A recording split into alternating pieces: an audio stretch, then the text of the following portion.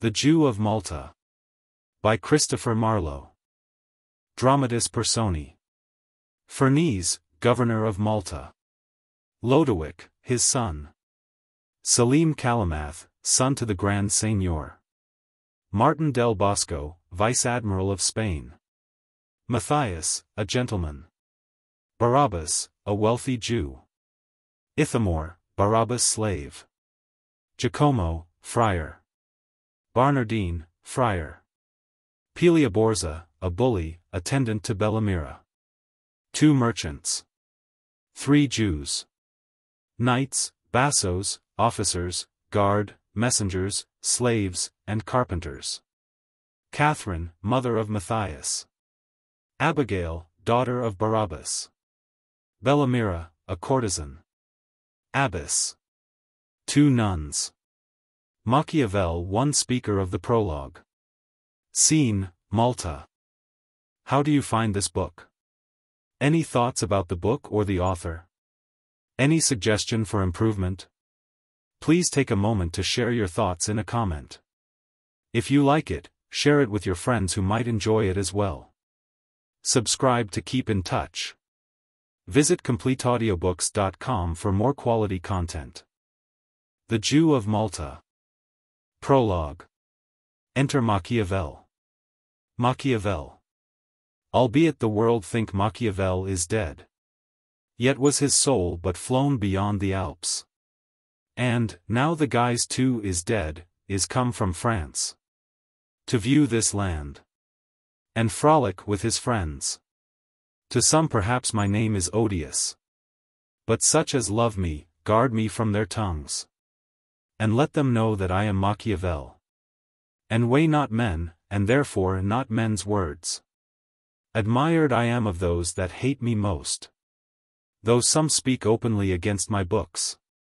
Yet will they read me, and thereby attain to Peter's chair, and, when they cast me off, are poisoned by my climbing followers. I count religion but a childish toy, and hold there is no sin but ignorance. Birds of the air will tell of murders past. I am ashamed to hear such fooleries. Many will talk of title to a crown. What right had Caesar to the empery? Might first made kings, and laws were then most sure. When like the Dracos, they were writ in blood. Hence comes it that a strong-built citadel commands much more than letters can import. Which maxim had but Phalaris observed. He had never bellowed, in a brazen bull. Of great ones envy. Of the poor petty wights. Let me be envied and not pitied. But whither am I bound? I come not, to read a lecture here in Britain, but to present the tragedy of a Jew, who smiles to see how full his bags are crammed. Which money was not got without my means. I crave but this, grace him as he deserves. And let him not be entertained the worse. Because he favors me. Exit. Act. Chapter 1. Scene. Chapter 1. Barabas discovered in his counting house, with heaps of gold before him. Barabas. So that of thus much that return was made. And of the third part of the Persian ships. There was the venture summed and satisfied. As for those Sabines 3 and the men of Uz, that bought my Spanish oils and wines of Greece. Here have I pursed their paltry silverlings. Fie, what a trouble 'tis to count this trash. Well fare the Arabians, who so richly pay the things they traffic for with wedge of gold, whereof a man may easily in a day tell for that which may maintain him all his life. The needy groom, that never fingered groat, would make a miracle of thus much coin. But he whose steel-barred coffers are crammed full, and all his lifetime hath been tired, wearying his fingers' ends with telling it, would in his age be loath to labor so, and for a pound to sweat himself to death. Give me the merchants of the Indian mines, that trade in metal of the purest mold. The wealthy Moor, that in the eastern rocks without control can pick his riches up, and in his house heap pearl like pebble stones. Receive them free, and sell them by the weight. Bags of fiery opals, sapphires, amethysts, jacinths, hard topaz, grass-green emeralds, beauteous rubies, sparkling diamonds, and selled, seen 5 costly stones of so great price, as one of them, indifferently rated, and of a carat of this quantity, may serve in peril of calamity, to ransom great kings from captivity. This is the ware wherein consists my wealth. And thus methinks should men of judgment frame their means of traffic from the vulgar trade, and, as their wealth increaseth, so enclose infinite riches in a little room. But now how stands the wind? Into what corner peers my halcyon's bill? 6. Ha! To the east? Yes, see how stand the vanes? East and by south. Why then I hope my ships I sent for Egypt and the bordering isles are gotten up by Nilu's winding banks. Mine argosy from Alexandria, loaden with spice and silks, now under sail, are smoothly gliding down by Candy shore to Malta, through our Mediterranean sea. But who comes here? Enter a merchant. How now? Merchant. Barabas, thy ships are safe, riding in Malta road, and all the merchants with other merchandise are safe arrived, and have sent me to know whether yourself will come and custom them. 7. Barabas. The ships are safe thou say'st, and richly fraught. Merchant. They are. Barabas. Why then go bid them come ashore, and bring with them their bills of entry. I hope our credit in the custom house will serve as well as I were present there. Go send 60 camels, 30 mules, and 20 wagons, to bring up the ware. But art thou master in a ship of mine? And is thy credit not enough for that? Merchant. The very custom barely comes to more than many merchants of the town are worth, and therefore far exceeds my credit, sir. Barabas. Go tell the Jew of Malta sent thee, man. Tush. Who amongst knows not Barabas? Merchant. I go. Barabas. So, then, there's somewhat come. Sirrah, which of my ships art thou master of? Merchant. Of the Speranza, sir. Barabas. And saw'st thou not mine argosy at Alexandria? Thou couldst not come from Egypt, or by care, but at the entry there into the sea, where Nilus pays his tribute to the main. Thou needs must sail by Alexandria. Merchant. I neither saw them, nor inquired of them. But this we heard some of our seamen say. They wondered how you durst with so much wealth trust such a crazed vessel. And so far. Barabas. Tush, they are wise. I know her and her strength. But go thou thy ways, discharge thy ship, and bid my factor bring his loading in. Exit merchant. And yet I wonder at this argosy. Enter a second merchant. Second merchant. Thine argosy from Alexandria? No, Barabas, doth ride in Malta road, laden with riches, and exceeding store of Persian silks, of gold, and Orient pearl. Barabas. How chance you came not with those other ships that sailed by Egypt? Second merchant. Sir, we saw not. Barabas. Belike they coasted round by Candy shore, about their oils, or other businesses. But 'twas ill done of you to come so far, without the aid or conduct of their ships. Second merchant. Sir, we were wafted by a Spanish fleet that never left us till within a league, that had the galleys of the Turk in chase. Barabas. Oh! They were going up to Sicily. Well, go. And bid the merchants and my men dispatch. And come ashore, and see the fraught 8 discharged. Second merchant. I go. Exit. Barabas. Thus trowels our fortune in by land and sea. And thus are we on every side enriched. These are the blessings promised to the Jews. And herein was old Abraham's happiness.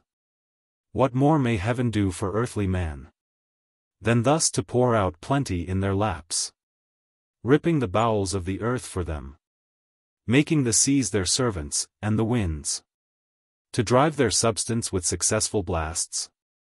Who hateth me but for my happiness? Or who is honored now but for his wealth? Rather had I, a Jew, be hated thus, than pitied in a Christian poverty. For I can see no fruits in all their faith, but malice, falsehood, and excessive pride, which methinks fits not their profession. Haply some hapless man hath conscience, and for his conscience lives in beggary. They say we are a scattered nation. I cannot tell, but we have scambled 9 up. More wealth by far than those that brag of faith. There's Kiria-Jairim, the great Jew of Greece. Obed in Berseth, Nones in Portugal. Myself in Malta, some in Italy. Many in France, and wealthy every one. I, wealthier far than any Christian. I must confess we come not to be kings. That's not our fault, alas, our numbers few. And crowns come either by succession, or urged by force, and nothing violent. Oft have I heard tell, can be permanent. Give us a peaceful rule, make Christians kings. That thirsts so much for principality. I have no charge, nor many children, but one sole daughter, whom I hold as dear as Agamemnon did his Iphigen. And all I have is hers. But who comes here? Enter 3 Jews. 10. First Jew. Tush, tell not me, 'twas done of policy. Second Jew. Come, therefore, let us go to Barabas, for he can counsel best in these affairs. And here he comes. Barabas. Why, how now, countrymen? Why flock you thus to me in multitudes? What accidents betided to the Jews? First Jew. A fleet of warlike galleys, Barabas, are come from Turkey, and lie in our road. And they this day sit in the council house, to entertain them and their embassy. Barabas. Why, let them come, so they come not to war. Or let them war, so we be conquerors. Nay, let them combat, conquer, and kill all, so they spare me, my daughter, and my wealth.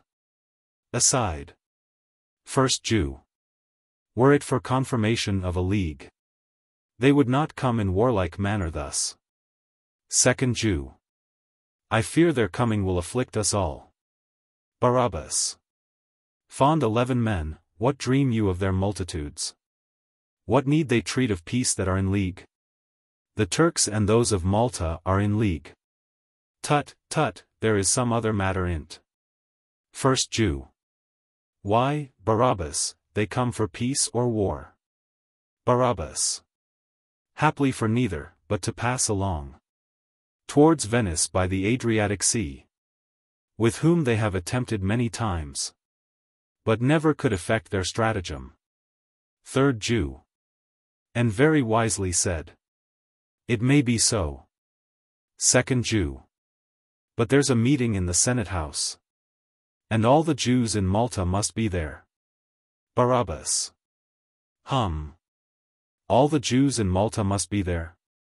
Aye, like enough, why then let every man provide him, and be there for fashion sake. If anything shall there concern our state, assure yourselves I'll look unto myself. Aside. First Jew. I know you will. Well, brethren, let us go. Second Jew. Let's take our leaves. Farewell, good Barabas. Barabas. Farewell, Zareth, farewell, Tement. Exeunt 3 Jews. And, Barabas, now search this secret out. Summon thy senses, call thy wits together. These silly men mistake the matter clean. Long to the Turk did Malta contribute. Which tribute all in policy, I fear. The Turk has let increase to such a sum, as all the wealth of Malta cannot pay.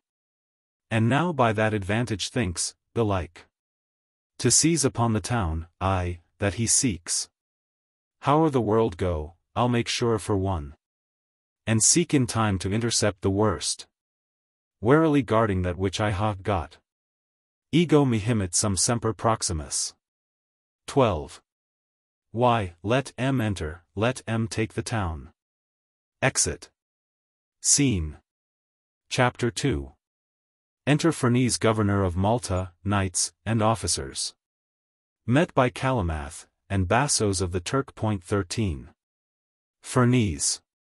Now, bassos. 14. What demand you at our hands? First basso.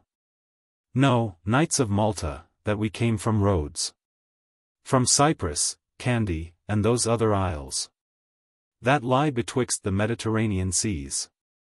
Ferneze. What Cyprus, Candy, and those other isles? To us or Malta? What at our hands demand ye? Calymath. The 10 years' tribute that remains unpaid. Ferneze. Alas, my lord, the sum is over great. I hope your highness will consider us. Calymath. I wish, grave governor, 'twere in my power to favor you. But 'tis my father's cause, wherein I may not, nay, I dare not dally. Ferneze. Then give us leave, great Selim. Calymath consults apart with the knights. Calymath. Stand all aside, and let the knights determine, and send to keep our galleys under sail. For happily 15 we shall not tarry here. Now, governor, say, how are you resolved? Ferneze. Thus, since your hard conditions are such that you will needs have 10 years' tribute passed, we may have time to make collection amongst the inhabitants of Malta for't. First basso. That's more than is in our commission. Calymath. What, Calipine? A little courtesy. Let's know their time, perhaps it is not long. And 'tis more kingly to obtain by peace than to enforce conditions by constraint. What respite ask you, governor? Ferneze. But a month. Calymath. We grant a month, but see you keep your promise. Now launch our galleys back again to sea, where we'll attend the respite you have ta'en. And for the money send our messenger. Farewell, great governor and brave knights of Malta. Ferneze. And all good fortune wait on Calymath. Exeunt Calymath and bassos. Go one and call those Jews of Malta hither. Were they not summoned to appear today? First officer. They were, my lord, and here they come. Enter Barabas and 3 Jews. First knight. Have you determined what to say to them? Ferneze. Yes, give me leave, and, Hebrews, now come near. From the Emperor of Turkey is arrived great Selim Calymath, his highness son, to levy of us 10 years' tribute past. Now, then, hear know that it concerneth us. Barabas.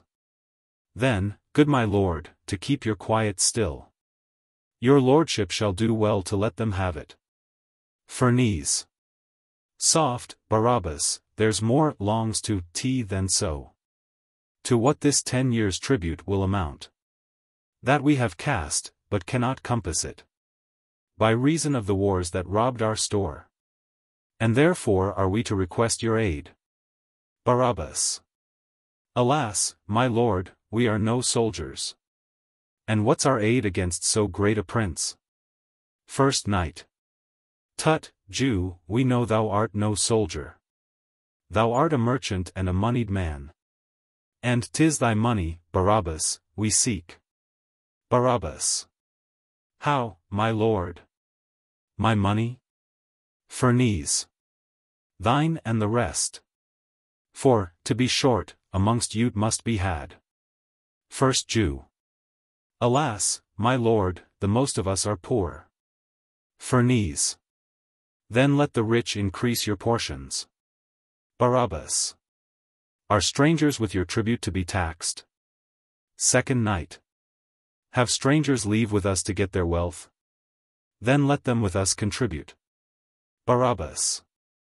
How? Equally. Ferneze. No, Jew, like infidels. For through our sufferance of your hateful lives, who stand accursed in the sight of heaven, these taxes and afflictions are befallen. And therefore thus we are determined. Read there the articles of our decrees. Officer. Reads. First, the tribute money of the Turks shall all be levied amongst the Jews, and each of them to pay 1/2 of his estate. Barabas. How? Half his estate? I hope you mean not mine. Aside. Ferneze. Read on. Officer. Reading. Secondly, he that denies 16 to pay, shall straight become a Christian. Barabas. How? A Christian? What's here to do? Aside. Officer. Reading. Lastly, he that denies this, shall absolutely lose all he has. 3 Jews. O my lord, we will give half. Barabas. O earth-meddled villains, and no Hebrews born. And will you basely thus submit yourselves? To leave your goods to their arbitrament? Ferneze. Why, Barabas, wilt thou be christened? Barabas. No, governor, I will be no convertite. 17. Ferneze. Then pay thy half. Barabas. Why, know you what you did by this device? Half of my substance is a city's wealth. Governor, it was not got so easily. Nor will I part so slightly therewithal. Ferneze. Sir, half is the penalty of our decree. Either pay that, or we will seize on all. Barabas. Corpo di Dio. Stay. You shall have half. Let me be used but as my brethren are. Ferneze. No, Jew, thou hast denied the articles. And now it cannot be recalled. Exeunt officers, on a sign from Ferneze. Barabas. Will you, then, steal my goods? Is theft the ground of your religion? Ferneze. No, Jew, we take particularly thine. To save the ruin of a multitude. And better one want for a common good, than many perish for a private man. Yet, Barabas, we will not banish thee. But here in Malta, where thou gotst thy wealth, live still. And, if thou canst, get more. Barabas. Christians, what or how can I multiply? Of naught is nothing made. First Knight. From naught at first thou camest to little wealth. From little unto more, from more to most. If your first curse fall heavy on thy head, and make thee poor and scorned of all the world, 'tis not our fault, but thy inherent sin. Barabas. What, bring you scripture to confirm your wrongs? Preach me not out of my possessions. Some Jews are wicked, as all Christians are. But say the tribe that I descended of were all in general cast away for sin. Shall I be tried by their transgression? The man that dealeth righteously shall live. And which of you can charge me otherwise? Ferneze. Out, wretched Barabas. Sham'st thou not thus to justify thyself? As if we knew not thy profession? If thou rely upon thy righteousness, be patient and thy riches will increase. Excess of wealth is cause of covetousness. And covetousness, oh, 'tis a monstrous sin. Barabas. Ay, but theft is worse, tush. Take not from me then. For that is theft. And, if you rob me thus, I must be forced to steal and compass more. First Knight. Grave Governor, list not to his exclaims. Convert his mansion to a nunnery. His house will harbor many holy nuns. Ferneze. It shall be so. Re-enter officers. Now, officers, have you done? First Officer. Aye, my lord, we have seized upon the goods and wares of Barabas, which, being valued, amount to more than all the wealth in Malta. And of the other we have seized half. Ferneze.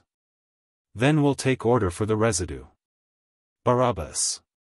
Well, then, my lord, say, are you satisfied? You have my goods, my money, and my wealth.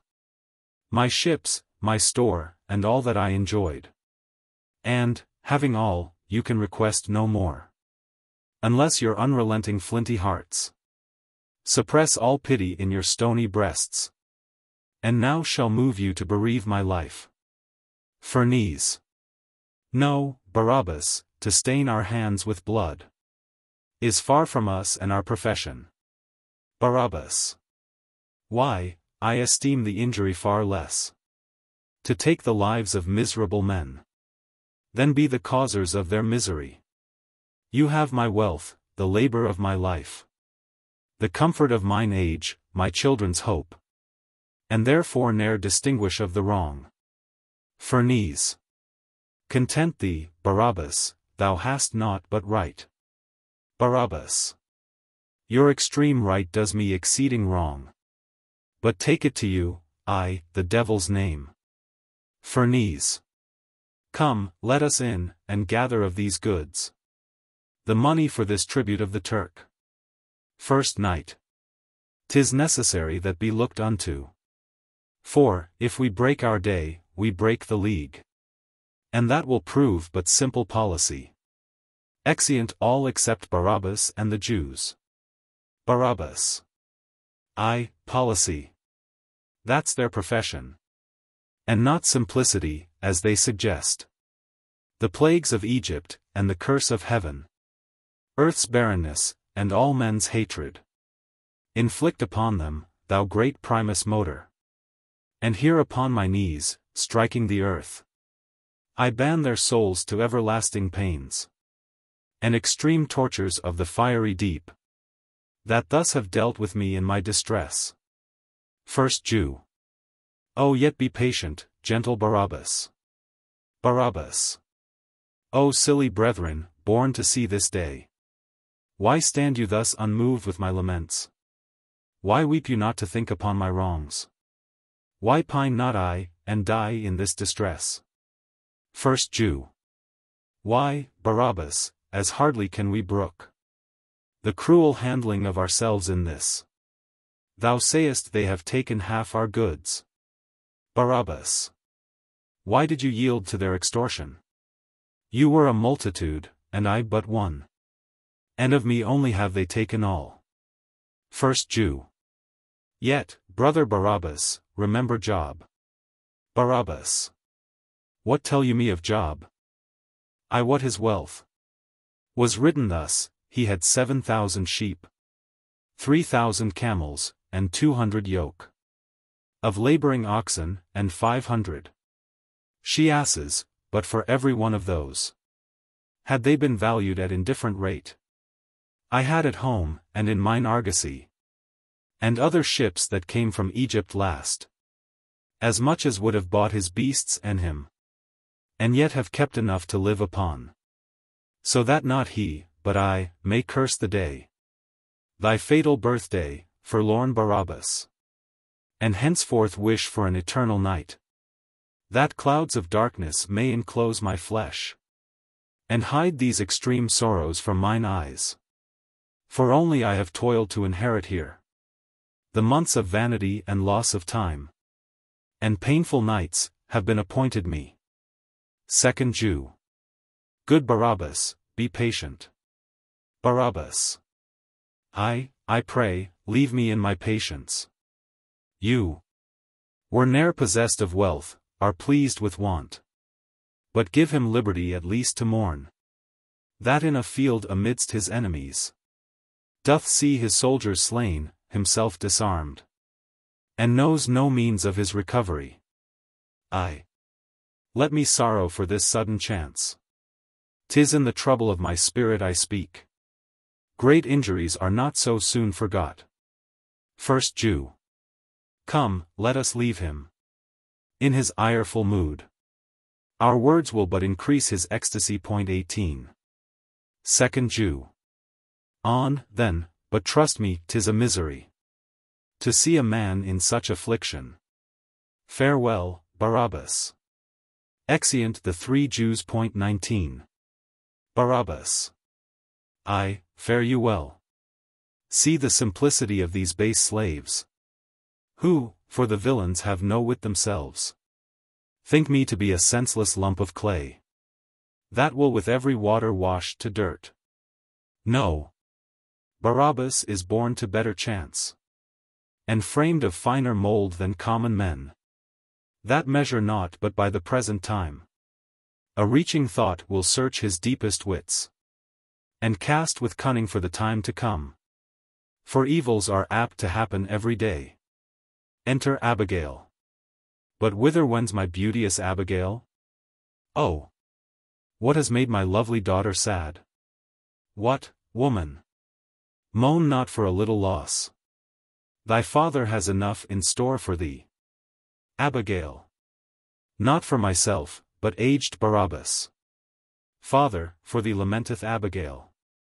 But I will learn to leave these fruitless tears, and, urged thereto with my afflictions, with fierce exclaims run to the Senate house, and in the Senate reprehend them all, and rend their hearts with tearing of my hair, till they reduce 20 the wrongs done to my father. Barabas.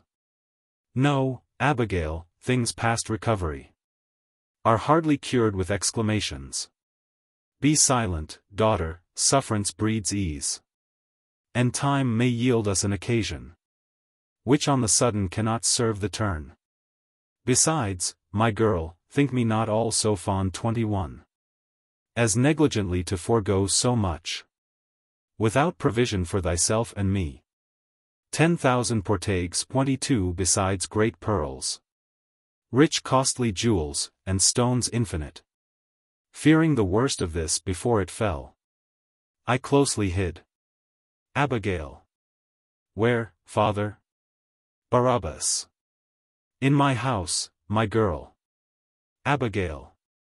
Then shall they ne'er be seen of Barabas, for they have seized upon thy house and wares. Barabas.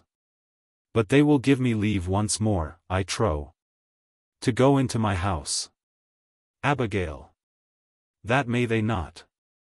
For there I left the governor placing nuns, displacing me. And of thy house they mean to make a nunnery, where none but their own sect 23 must enter in, men generally barred. Barabas. My gold! My gold! And all my wealth is gone. You partial heavens, have I deserved this plague? What, will you thus oppose me, luckless stars, to make me desperate in my poverty? And knowing me impatient in distress, think me so mad as I will hang myself, that I may vanish o'er the earth and air, and leave no memory that e'er I was? No, I will live, nor loathe I this my life. And, since you leave me in the ocean thus, to sink or swim, and put me to my shifts, I'll rouse my senses and awake myself. Daughter. I have it, thou perceiv'st the plight wherein these Christians have oppressed me. Be ruled by me, for in extremity we ought to make bar of no policy. Abigail. Father, whatever it be to injure them that have so manifestly wronged us, what will not Abigail attempt? Barabas. Why, so. Then thus, thou toldst me they have turned my house into a nunnery, and some nuns are there? Abigail. I did. Barabas. Then, Abigail, there must my girl entreat the abbess to be entertained. Abigail. How? As a nun? Barabas. Ay, daughter, for religion hides many mischiefs from suspicion. Abigail. Ay, but, father, they will suspect me there. Barabas. Let 'em suspect. But be thou so precise as they may think it done of holiness. Entreat 'em fair, and give them friendly speech, and seem to them as if thy sins were great, till thou hast gotten to be entertained. Abigail. Thus, father, shall I much dissemble. Barabas. Tush. As good dissemble that thou never mean'st, as first mean truth and then dissemble it. A counterfeit profession is better than unseen hypocrisy. Abigail. Well, father, say I be entertained. What then shall follow? Barabas. This shall follow then. There have I hid, close underneath the plank that runs along the upper chamber floor, the gold and jewels which I kept for thee. But here they come, be cunning, Abigail. Abigail. Then, father, go with me. Barabas. No, Abigail, in this it is not necessary I be seen, for I will seem offended with thee for't. Be close, my girl, for this must fetch my gold. They retire. Enter Friar Jacomo, Friar Barnardine, abbess, and a nun. Friar Jacomo. Sisters. We now are almost at the new-made nunnery. Abbess. The better, for we love not to be seen.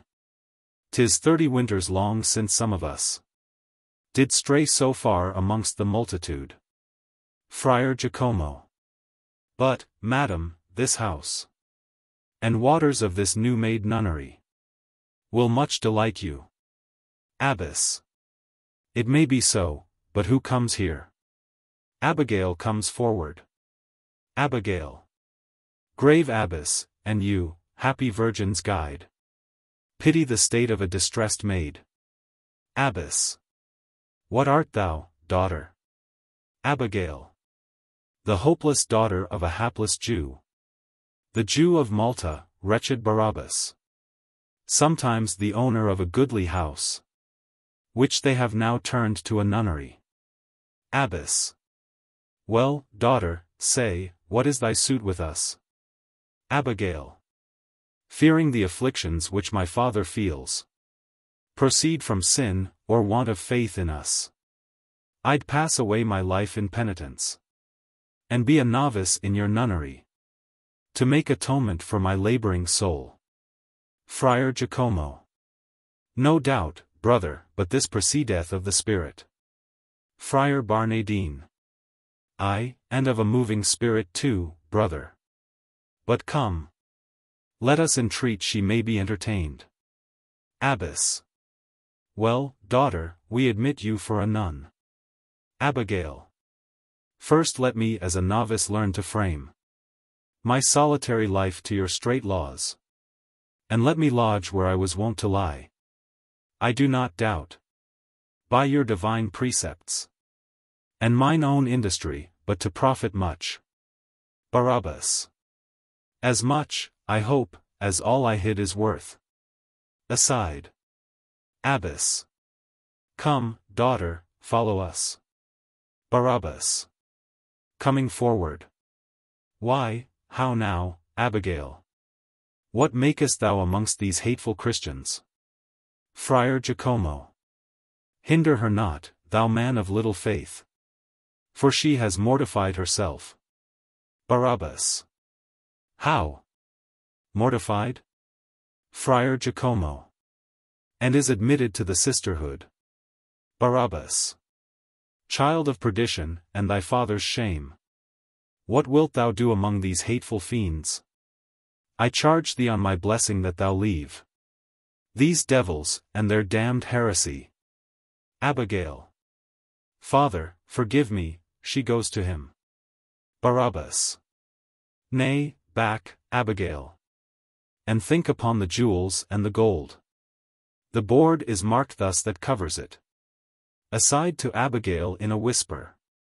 Away, accursed, from thy father's sight. Friar Jacomo. Barabas, although thou art in misbelief, and wilt not see thine own afflictions, yet let thy daughter be no longer blind. Barabas. Blind friar, I reck not thy persuasions. The board is marked thus 24 that covers it. Aside to Abigail in a whisper. For I had rather die than see her thus. Wilt thou forsake me too in my distress? Seduced daughter? Go, forget not, aside in a whisper. Becomes it Jews to be so credulous? Tomorrow early I'll be at the door. Aside in a whisper. No, come not at me, if thou wilt be damned. Forget me, see me not, and so be gone. Farewell, remember tomorrow morning. Aside in a whisper. Out, out, thou wretch. Exeunt, on one side, Barabas, on the other side friars, abbess, nun, and Abigail, as they are going out. Enter Mathias. Mathias. Who's this? Fair Abigail, the rich Jew's daughter. Become a nun. Her father's sudden fall has humbled her, and brought her down to this. Tut, she were fitter for a tale of love than to be tired out with orisons. And better would she far become abed, embraced in a friendly lover's arms, than rise at midnight to a solemn mass. Enter Lodowick. Lodowick. Why, how now, Don Mathias? In a dump? Mathias. Believe me, noble Lodowick, I have seen the strangest sight, in my opinion, that ever I beheld. Lodowick. What was't, I prithee? Mathias. A fair young maid, scarce 14 years of age. The sweetest flower in Cytherea's field, cropped from the pleasures of the fruitful earth, and strangely metamorphosed nun. Lodowick. But say, what was she? Mathias. Why, the rich Jew's daughter. Lodowick. What, Barabas, whose goods were lately seized? Is she so fair? Mathias. And matchless beautiful, as, had you seen her, 'twould have moved your heart, though countermined with walls of brass, to love, or, at the least, to pity. Lodowick. And if she be so fair as you report, 'twere time well spent to go and visit her. How say you? Shall we? Mathias. I must and will, sir, there's no remedy. Lodowick. And so will I too, or it shall go hard. Farewell, Mathias. Mathias. Farewell, Lodowick. Exeunt severally. Act. Chapter 2. Scene. Chapter 1. Enter Barabas, with a light. 25. Barabas. Thus, like the sad presaging raven, that tolls the sick man's passport in her hollow beak, and in the shadow of the silent night doth shake contagion from her sable wings. Vexed and tormented runs poor Barabas, with fatal curses towards these Christians. The uncertain pleasures of swift-footed time have ta'en their flight, and left me in despair. And of my former riches rests no more, but bare remembrance, like a soldier's scar, that has no further comfort for his maim. O thou, that with a fiery pillar ledst the sons of Israel through the dismal shades, light Abraham's offspring, and direct the hand of Abigail this night, or let the day turn to eternal darkness after this. No sleep can fasten on my watchful eyes. nor quiet enter my distempered thoughts. Till I have answer of my Abigail. Enter Abigail above. Abigail. Now have I happily espied a time to search the plank my father did appoint. And here, behold, unseen, where I have found the gold, the pearls, and jewels, which he hid. Barabas. Now I remember those old women's words. Who in my wealth would tell me winter's tales, and speak of spirits and ghosts that glide by night about the place where treasure hath been hid. And now methinks that I am one of those. For, whilst I live, here lives my soul's sole hope. And, when I die, here shall my spirit walk. Abigail. Now that my father's fortune were so good as but to be about this happy place. 'Tis not so happy, yet, when we parted last, he said he would attend me in the morn. Then, gentle sleep, where'er his body rests, give charge to Morpheus that he may dream a golden dream, and of the sudden wake come and receive the treasure I have found. Barabas. Bueno para todos mi ganado no era. As good go on as sit so sadly thus. But stay, what star shines yonder in the east? The lodestar of my life, if Abigail. Who's there? Abigail. Who's that? Barabas. Peace, Abigail, 'tis I. Abigail. Then, father, here receive thy happiness. Barabas. Hast thou't? Abigail. Here, throws down bags. Hast thou't? There's more, and more, and more. Barabas. O my girl. My gold, my fortune, my felicity. Strength to my soul, death to mine enemy.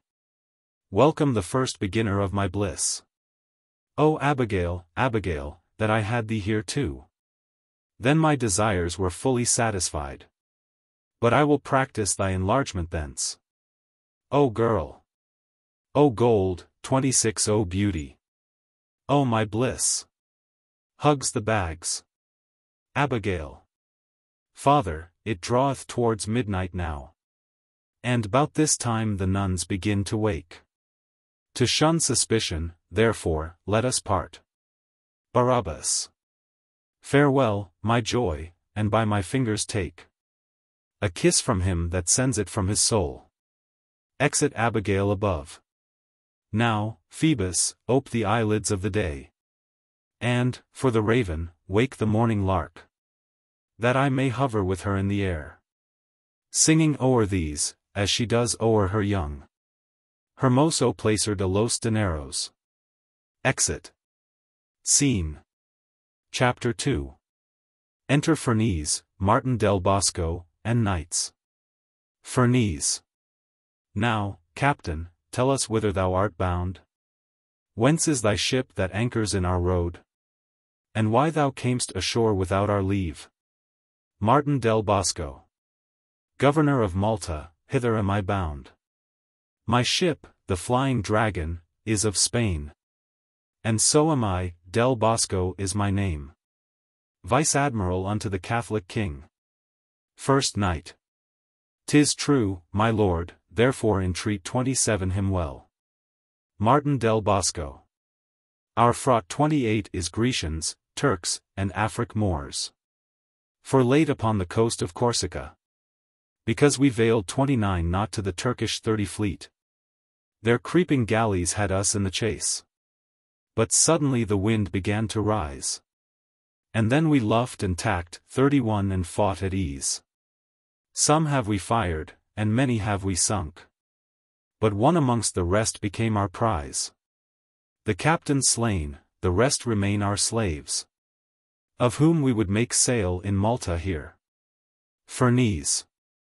Martin del Bosco, I have heard of thee. Welcome to Malta, and to all of us. But to admit a sail of these thy Turks, we may not, nay, we dare not give consent. By reason of a tributary league. First Knight. Del Bosco, as thou lovest and honour'st us, persuade our governor against the Turk. This truce we have is but in hope of gold, and with that sum he craves might we wage war.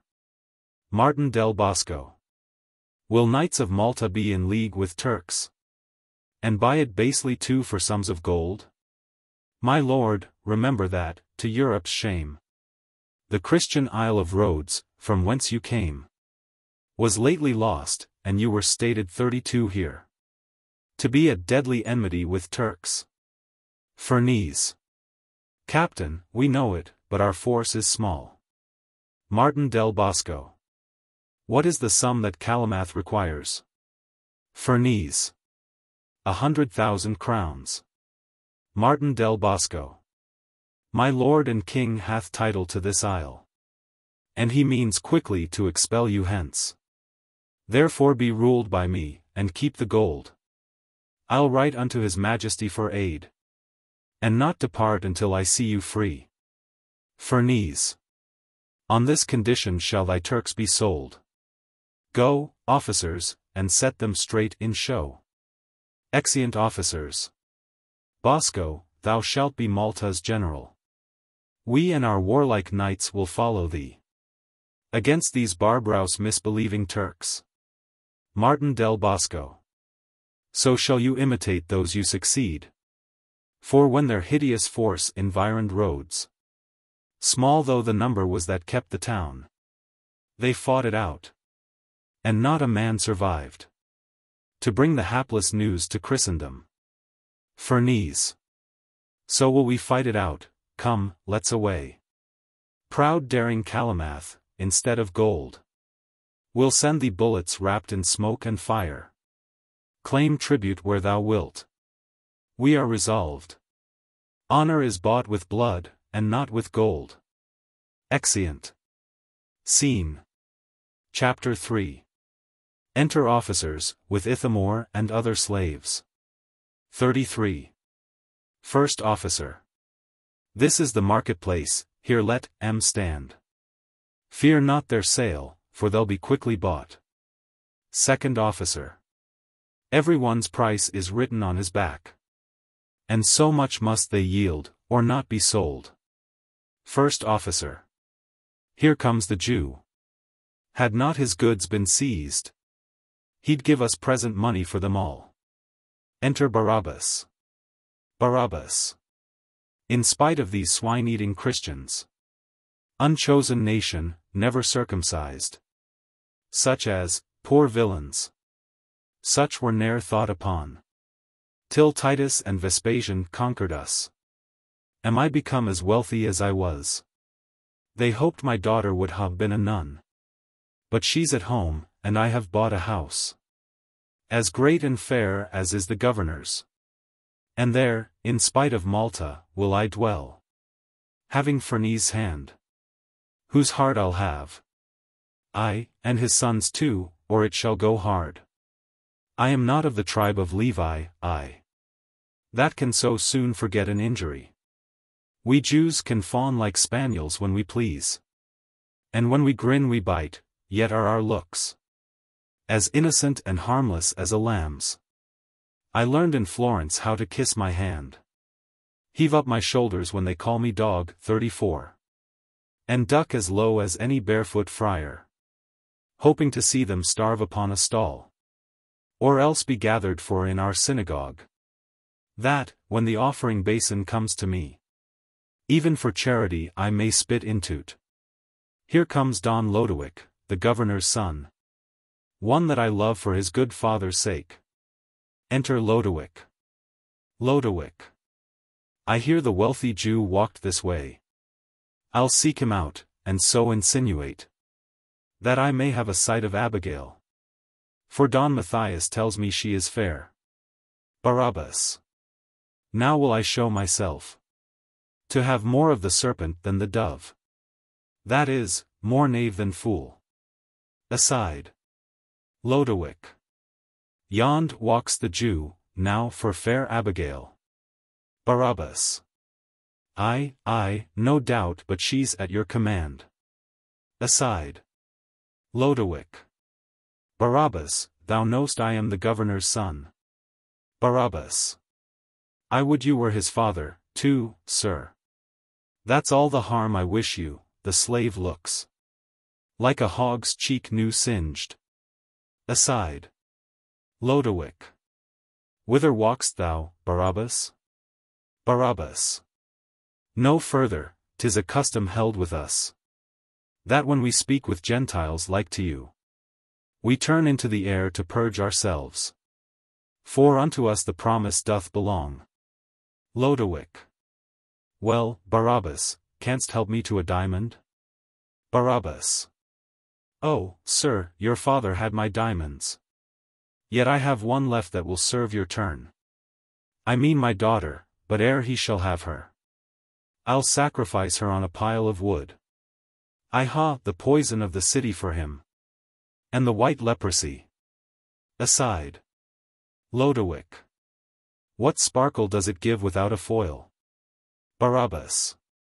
The diamond that I talk of ne'er was foiled. 35. But, when he touches it, it will be foiled. Aside. Lord Lodowick, it sparkles bright and fair.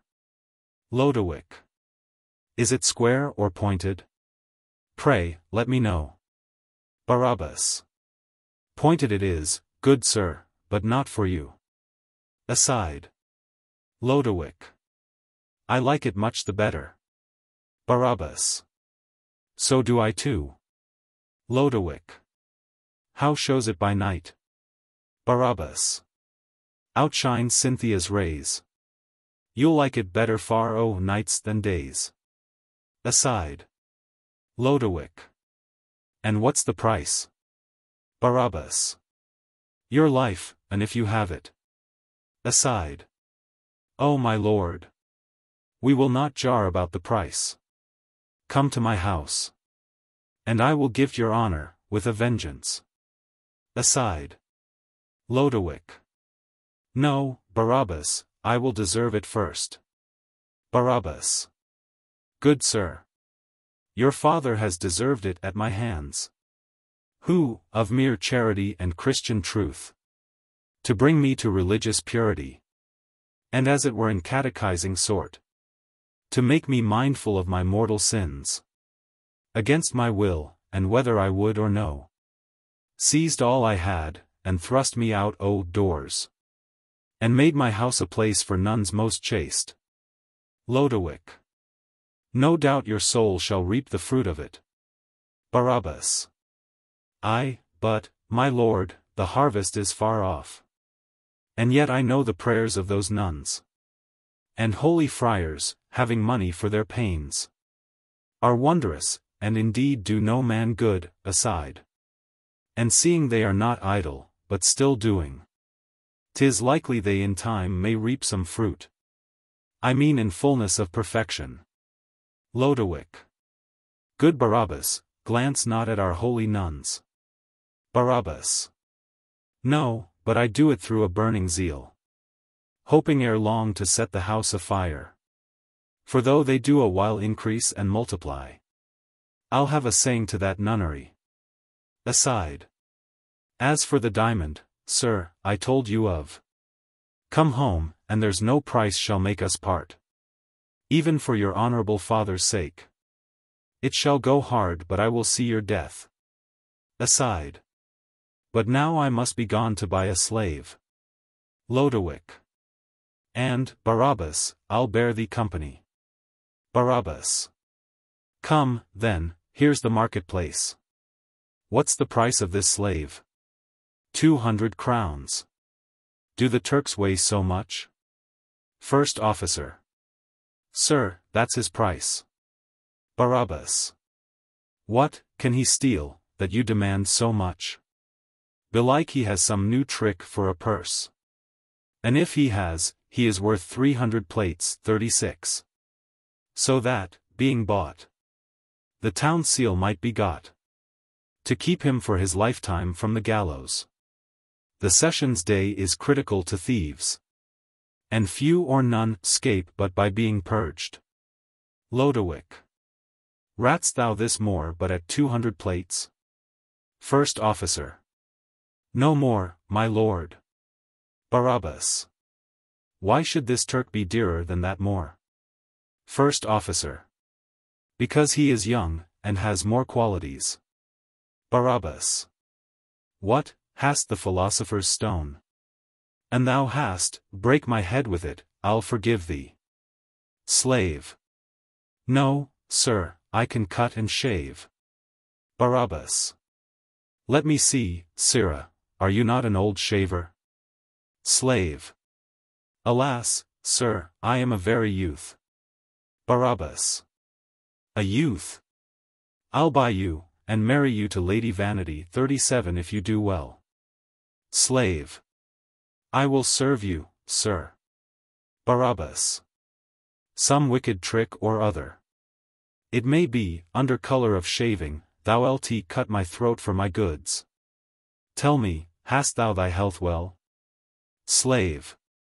Aye, passing well. Barabas. So much the worse. I must have one that's sickly, and be but for sparing victuals. 'Tis not a stone of beef a day will maintain you in these chops, let me see one that's somewhat leaner. First Officer. Here's a leaner, how like you him? Barabas. Where wast thou born? Ithamore. In Thrace, brought up in Arabia. Barabas. So much the better, thou art for my turn. 100 crowns? I'll have him, there's the coin. Gives money. First Officer. Then mark him, sir, and take him hence. Barabas. Aye, mark him, you were best, for this is he. That by my help shall do much villainy. Aside. My lord, farewell, come, sirrah, you are mine. As for the diamond, it shall be yours. I pray, sir, be no stranger at my house. All that I have shall be at your command. Enter Mathias and his mother Katharine. Mathias. What make the Jew and Lodowick so private? I fear me 'tis about fair Abigail. Aside. Barabas. Yonder comes Don Mathias, let us stay. 38. Exit Lodowick. He loves my daughter, and she holds him dear. But I have sworn to frustrate both their hopes. And be revenged upon the governor. Katharine. This Moor is comeliest, is he not? Speak, son. Mathias. No, this is the better, mother, view this well. Barabas. Seem not to know me here before your mother. Lest she mistrust the match that is in hand. When you have brought her home, come to my house. Think of me as thy father, son, farewell. Mathias. But wherefore talked Don Lodowick with you? Barabas. Tush, man. We talked of diamonds, not of Abigail. Katharine. Tell me, Mathias, is not that the Jew? Barabas. As for the comment on the Maccabees. I have it, sir, and 'tis at your command. Mathias. Yes, madam, and my talk with him was but about the borrowing of a book or two. Katharine. Converse not with him, he is cast off from heaven. Thou hast thy crowns, fellow, come, let's away. Mathias. Sirrah, Jew, remember the book. Barabas. Marry, will I, sir. Exeunt Mathias and his mother. First Officer. Come, I have made a reasonable market, let's away. Exeunt officers with slaves. Barabas. Now let me know thy name, and therewithal. Thy birth, condition, and profession. Ithamore. Faith, sir, my birth is but mean. My name's Ithamore, my profession what you please. Barabas. Hast thou no trade? Then listen to my words. And I will teach thee that shall stick by thee. First, be thou void of these affections. Compassion, love, vain hope, and heartless fear. Be moved at nothing. See thou pity none. But to thyself smile when the Christians moan. Ithamore. Oh, brave master, I worship your nose 39 for this. Barabas. As for myself, I walk abroad o' nights, and kill sick people groaning under walls. Sometimes I go about and poison wells, and now and then, to cherish Christian thieves. I am content to lose some of my crowns, that I may, walking in my gallery, see them go pinioned along by my door. Being young, I studied physic, and began to practice first upon the Italian. There I enriched the priests with burials, and always kept the sexton's arms in year 40, with digging graves and ringing dead men's knells.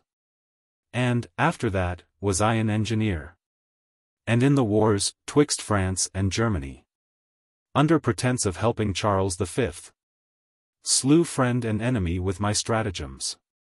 Then after that was I an usurer, and with extorting, cousining, forfeiting, and tricks belonging unto brokery, I filled the jails with bankrupts in a year, and with young orphans planted hospitals, and every moon made some or other mad, and now and then one hang himself for grief, pinning upon his breast a long great scroll. How I with interest tormented him. But mark how I am blessed for plaguing them. I have as much coin as will buy the town. But tell me now, how hast thou spent thy time? Ithamore. Faith, master. In setting Christian villages on fire, chaining of eunuchs, binding galley slaves. One time I was an hostler in an inn, and in the night time secretly would I steal to travelers' chambers, and there cut their throats. Once at Jerusalem, where the pilgrims kneeled, I strewed powder on the marble stones, and therewithal their knees would rankle so, that I have laughed a good 41 to see the cripples go limping home to Christendom on stilts. Barabas. Why, this is something, make account of me, as of thy fellow. We are villains both circumcised, we hate Christians both. Be true and secret, thou shalt want no gold. But stand aside, here comes Don Lodowick. Enter Lodowick. 42. Lodowick. O Barabas, well met. Where is the diamond you told me of? Barabas. I have it for you, sir, please you walk in with me. What, ho, Abigail. Open the door, I say. Enter Abigail, with letters. Abigail. In good time, father, here our letters come from Ormus, and the post stays here within. Barabas. Give me the letters, daughter, do you hear? Entertain Lodowick the governor's son with all the courtesy you can afford, provided that you keep your maidenhead. Use him as if he were a Philistine. Dissemble, swear, protest, vow love to him. He is not of the seed of Abraham. Aside. I am a little busy, sir, pray pardon me. Abigail, bid him welcome for my sake.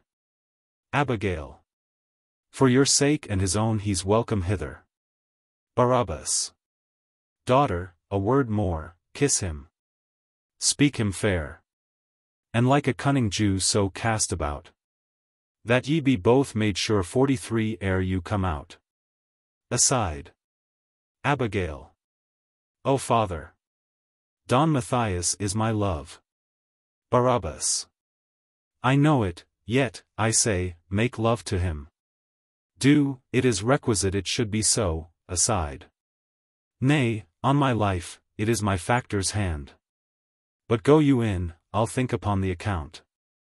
Exeunt Abigail and Lodowick into the house. The account is made, for Lodowick he dies. My factor sends me word a merchant's fled. That owes me for 100 ton of wine. I weigh it thus much, snapping his fingers. I have wealth enough. For now by this has he kissed Abigail. And she vows love to him, and he to her. As sure as heaven rained manna for the Jews, so sure shall he and Don Mathias die. His father was my chiefest enemy. Enter Mathias.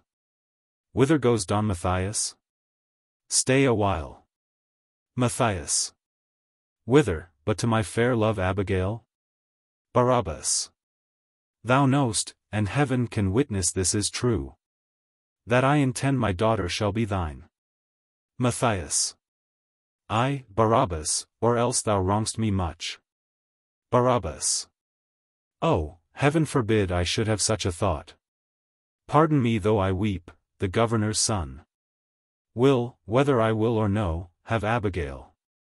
He sends her letters, bracelets, jewels, rings. Mathias. Does she receive them? Barabas. She. No, Mathias, no, but sends them back. And, when he comes, she locks herself up fast. Yet through the keyhole will he talk to her, while she runs to the window looking out. When you should come and hail him from the door. Mathias. O treacherous Lodowick. Barabas. Even now as I came home, he slipped me in. And I am sure he is with Abigail. Mathias. I'll rouse him thence. Barabas. Not for all Malta, therefore sheathe your sword. If you love me, no quarrels in my house. But steal you in, and seem to see him not. I'll give him such a warning ere he goes, as he shall have small hopes of Abigail. Away, for here they come.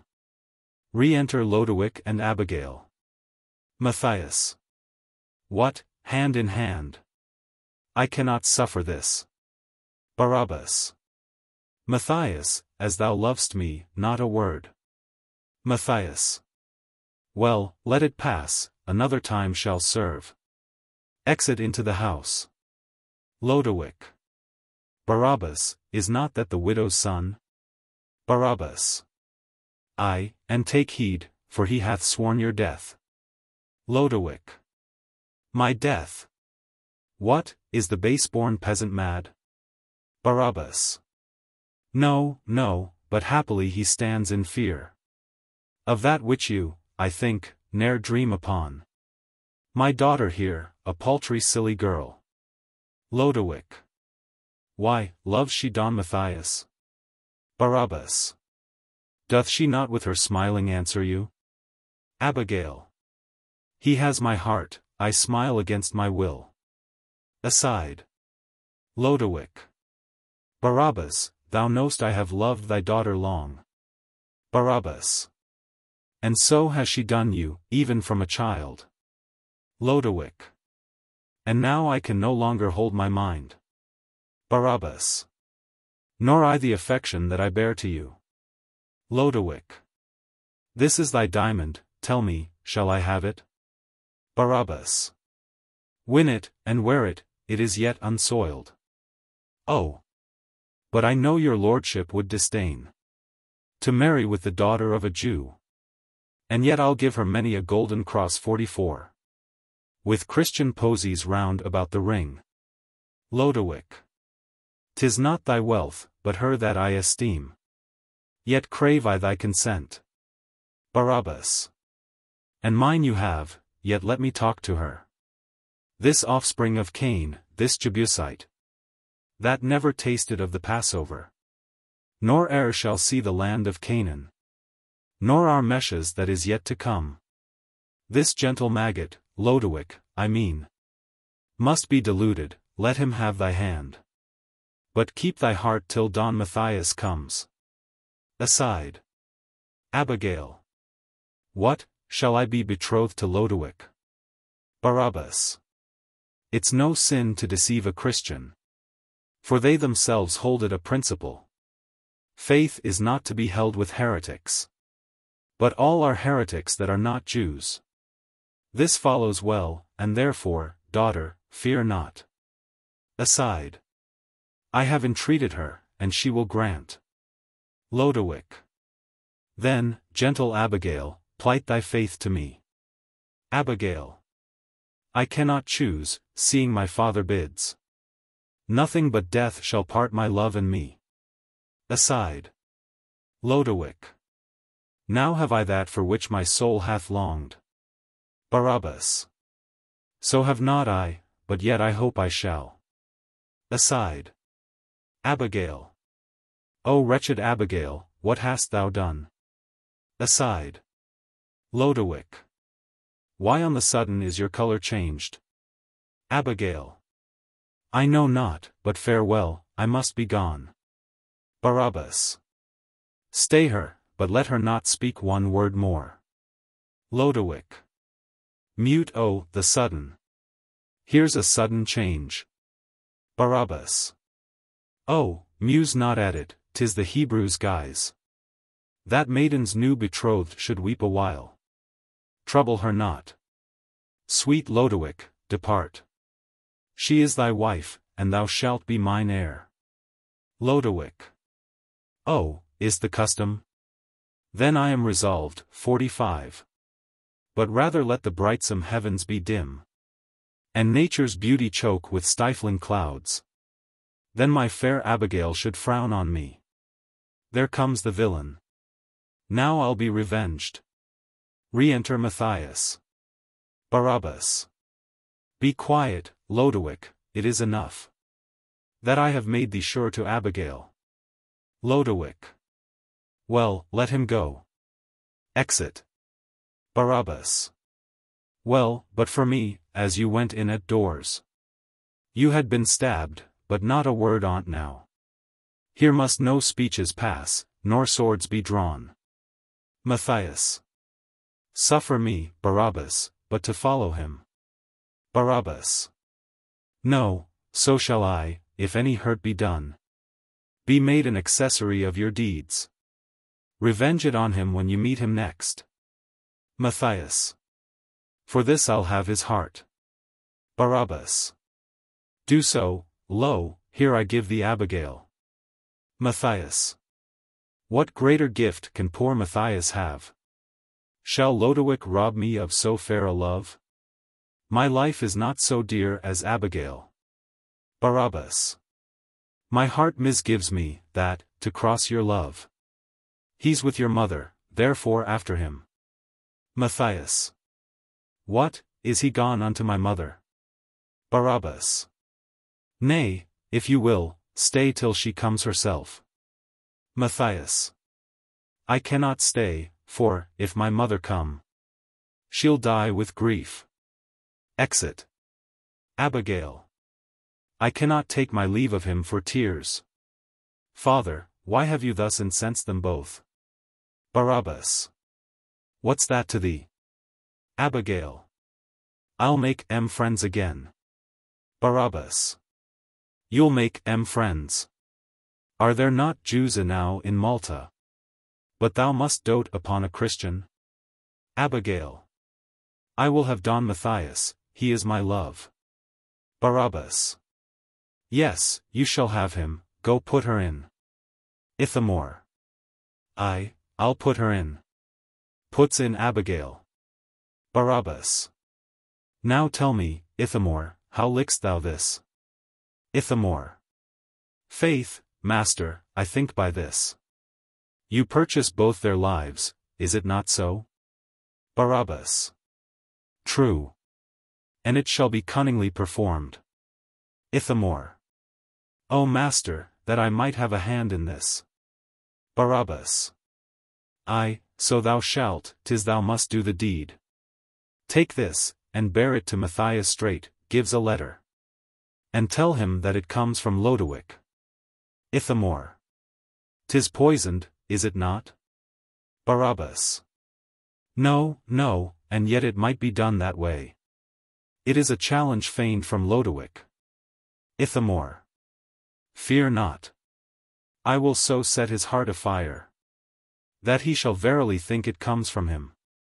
Barabas. I cannot choose but like thy readiness. Yet be not rash, but do it cunningly. Ithamore. As I behave myself in this, employ me hereafter. Barabas. Away, then. Exit Ithamore. So. Now will I go into Lodowick. And, like a cunning spirit, feign some lie. till I have set both at enmity. Exit. Act. Chapter 3. Scene. Chapter 1. Enter Bellamira. 46. Bellamira. Since this town was besieged, my gain grows cold. The time has been, that but for one bare night 100 ducats have been freely given. But now against my will I must be chased. And yet I know my beauty doth not fail. From Venice merchants, and from Padua, were wont to come rare-witted gentlemen. Scholars I mean, learned and liberal. And now, save Pilia-Borza, comes there none. And he is very seldom from my house. And here he comes. Enter Pilia-Borza. Pilia-Borza. Hold thee, wench, there's something for thee to spend. Shews a bag of silver. Bellamira. 'Tis silver. I disdain it. Pilia-Borza. Ay, but the Jew has gold. And I will have it, or it shall go hard. Bellamira. Tell me, how camest thou by this? Pilia-Borza. Faith, walking the back lanes, through the gardens, I chanced to cast mine eye up to the Jew's counting house, where I saw some bags of money. And in the night I clambered up with my hooks, and, as I was taking my choice, I heard a rumbling in the house. So I took only this, and run my way, but here's the Jew's man. Bellamira. Hide the bag. Enter Ithamore. Pilia-Borza. Look not towards him, let's away. Zoons, what a looking thou keepst, thou lt betrays anon. Exeunt Bellamira and Pilia-Borza. Ithamore. Oh, the sweetest face that ever I beheld. I know she is a courtesan by her attire, now would I give 100 of the Jew's crowns that I had such a concubine. Well, I have delivered the challenge in such sort. As meet they will, and fighting die, brave sport. Exit. Scene. Chapter 2. Enter Mathias. 47. Mathias. This is the place, now Abigail shall see whether Mathias holds her dear or no. Enter Lodowick. What, dares the villain write in such base terms? Looking at a letter. Lodowick. I did it, and revenge it, if thou darest. They fight. Enter Barabas above, on a balcony. Barabas. Oh! Bravely fought. And yet they thrust not home. Now, Lodowico. Now, Mathias. So. Both fall. So, now they have shewed themselves to be tall 48 fellows. Cries within. Part M. Barabas. Ay, Part M. Now they are dead. Farewell, farewell. Exit. Enter Ferneze, Katharine, and attendants. Ferneze. What sight is this? My Lodowico slain. These arms of mine shall be thy sepulchre. Katharine. Who is this? My son Mathias slain. Ferneze. O Lodowick! Hadst thou perished by the Turk, wretched Ferneze might have venged thy death. Katharine. Thy son slew mine, and I'll revenge his death. Ferneze. Look, Katharine, look. Thy son gave mine these wounds. Katharine. Oh, leave to grieve me, I am grieved enough. Ferneze. Oh! That my sighs could turn to lively breath. And these my tears to blood, that he might live. Katharine. Who made them enemies? Ferneze. I know not, and that grieves me most of all. Katharine. My son loved thine. Ferneze. And so did Lodowick him. Katharine. Lend me that weapon that did kill my son. And it shall murder me. Ferneze. Nay, madam, stay, that weapon was my son's. And on that rather should Ferneze die. Katharine. Hold. Let's inquire the causers of their deaths, that we may avenge their blood upon their heads. Ferneze. Then take them up, and let them be interred within one sacred monument of stone, upon which altar I will offer up my daily sacrifice of sighs and tears, and with my prayers pierce impartial heavens, till they reveal the causers of our smarts, which forced their hands divide united hearts. Come, Katharine, our losses equal are. Then of true grief let us take equal share. Exeunt with the bodies. Scene. Chapter 3. Enter Ithamore. 49. Ithamore. Why, was there ever seen such villainy? So neatly plotted, and so well performed? Both held in hand, and flatly both beguiled? Enter Abigail. Abigail. Why, how now, Ithamore, why laugh'st thou so? Ithamore. O mistress, ha! Ha! Ha! Abigail. Why, what ail'st thou? Ithamore. Oh, my master. Abigail. Ha! Ithamore. O mistress. I have the bravest, gravest, secret, subtle, bottle-nosed knave to my master, that ever gentleman had. Abigail. Say, knave, why rail'st upon my father thus? Ithamore. Oh, my master has the bravest policy. Abigail. Wherein? Ithamore. Why, know you not? Abigail. Why, no. Ithamore. Know you not of Mathias and Don Lodowick's disaster? Abigail. No, what was it? Ithamore. Why, the devil inverted a challenge, my master writ it, and I carried it, first to Lodowick, and imprimis to Mathias. And then they met, and, as the story says, in doleful wise they ended both their days. Abigail. And was my father furtherer of their deaths? Ithamore. Am I Ithamore? Abigail. Yes. Ithamore. So sure did your father write, and I carry the challenge. Abigail. Well, Ithamore, let me request thee this. Go to the new-made nunnery, and inquire for any of the friars of Saint Jacques. And say, I pray them come and speak with me. Ithamore. I pray, mistress, will you answer me to one question? Abigail. Well, sirrah, what is't? Ithamore. A very feeling one.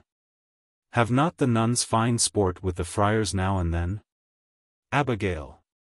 Go to, sirrah sauce. Is this your question?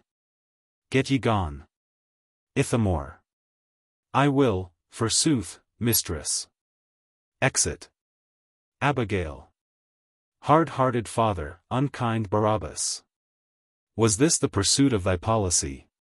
To make me show them favor severally, that by my favor they should both be slain? Admit thou lovedst not Lodowick for his sire. Yet Don Mathias ne'er offended thee. But thou wert set upon extreme revenge, because the governor 50 dispossessed thee once, and couldst not avenge it but upon his son. Nor on his son, but by Mathias' means. Nor on Mathias but by murdering me. But I perceive there is no love on earth, pity in Jews, nor piety in Turks. But here comes cursed Ithamore, with the friar. Enter Ithamore and Friar Jacomo. Friar Jacomo. Virgo, salve. Ithamore. When? Duck you. Abigail. Welcome, grave friar, Ithamore, be gone.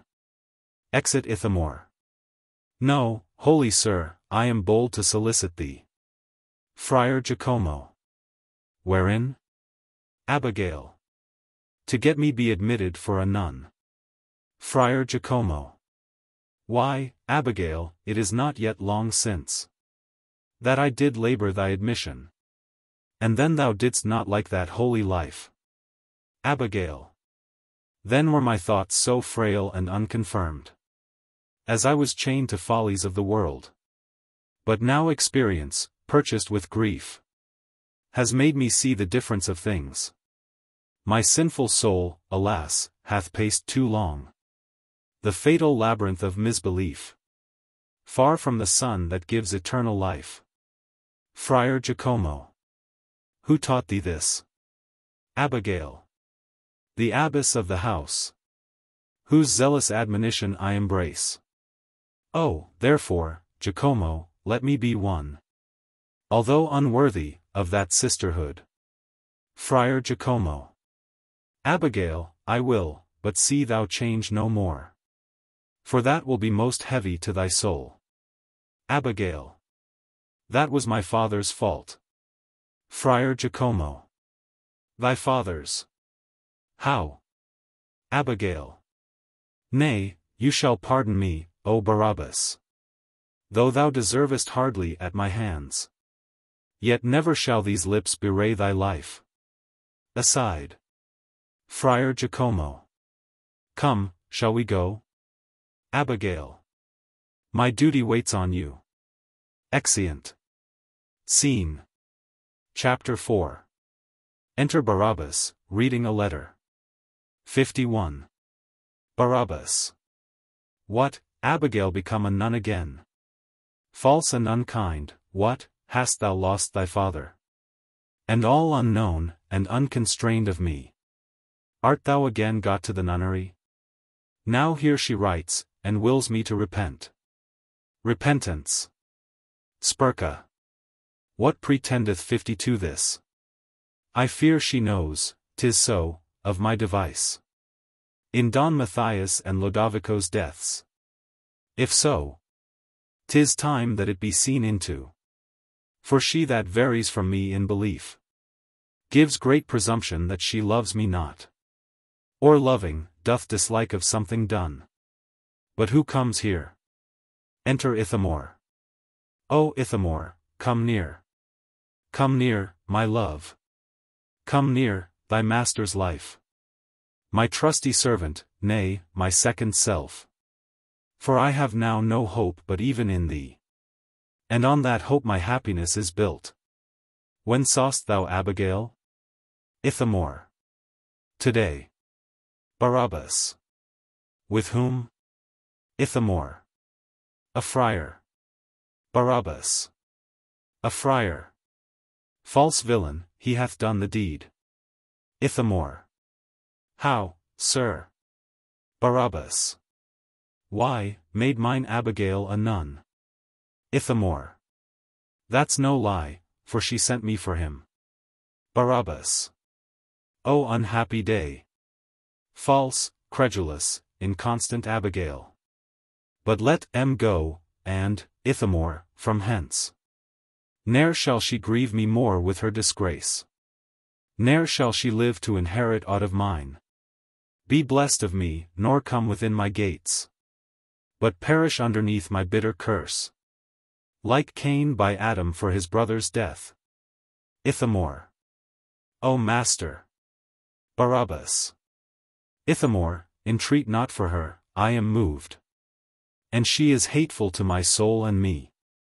And lest thou yield to this that I entreat, I cannot think but that thou hadst my life. Ithamore. Who, I, master? Why, I'll run to some rock, and throw myself headlong into the sea. Why, I'll do anything for your sweet sake. Barabas.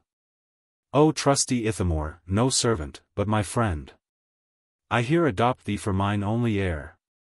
All that I have is thine when I am dead. And, whilst I live, use half. Spend as myself. Here, take my keys, I'll give thee anon. Go buy thee garments, but thou shalt not want. Only know this, that thus thou art to do. But first go fetch me in the pot of rice, that for our supper stands upon the fire. Ithamore. I hold my head, my master's hungry.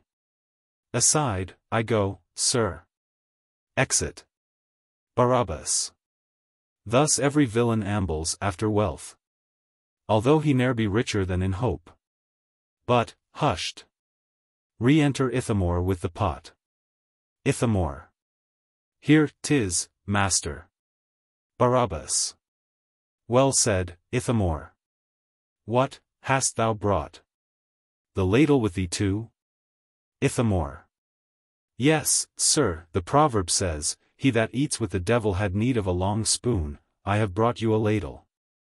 Barabas. Very well, Ithamore, then now be secret. And, for thy sake, whom I so dearly love, now shalt thou see the death of Abigail, that thou mayst freely live to be my heir. Ithamore. Why, master, will you poison her with a mess of rice porridge? That will preserve life, make her round and plump, and batten more than you are aware. Barabas. Aye, but, Ithamore, sayest thou this? It is a precious powder that I bought of an Italian, in Ancona, once, whose operation is to bind, infect, and poison deeply, yet not appear in 40 hours after it is ta'en. Ithamore. How, master? Barabas. Thus, Ithamore. This even they use in Malta here, 'tis called Saint Jacques even, and then, I say, they use to send their alms unto the nunneries. Among the rest bear this, and set it there. There's a dark entry where they take it in, where they must neither see the messenger, nor make inquiry who hath sent it them. Ithamore. How so? Barabas. Belike there is some ceremony in't. There, Ithamore, must thou go place this pot. Stay, let me spice it first. Ithamore. Pray, do, and let me help you, master. Pray, let me taste first. Barabas. Prithee, do. Ithamore tastes. What say'st thou now? Ithamore. Troth, master, I'm loath such a pot of pottage should be spoiled. Barabas. Peace, Ithamore. 'Tis better so than spared. Assure thyself thou shalt have broth by the eye. My purse, my coffer, and myself is thine. Ithamore. Well, master, I go. Barabas. Stay, first let me stir it, Ithamore. As fatal be it to her as the draught, of which great Alexander drunk and died. And with her let it work like Borgia's wine, whereof his sire the Pope was poisoned. In few, 53 the blood of Hydra, Lerna's bane. The juice of Heben, 54 and Cocytus breath.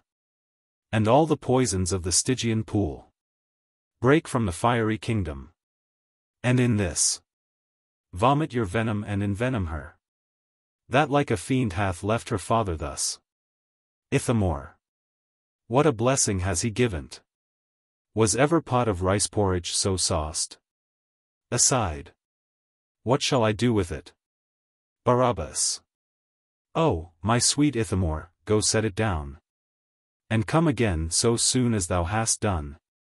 For I have other business for thee. Ithamore.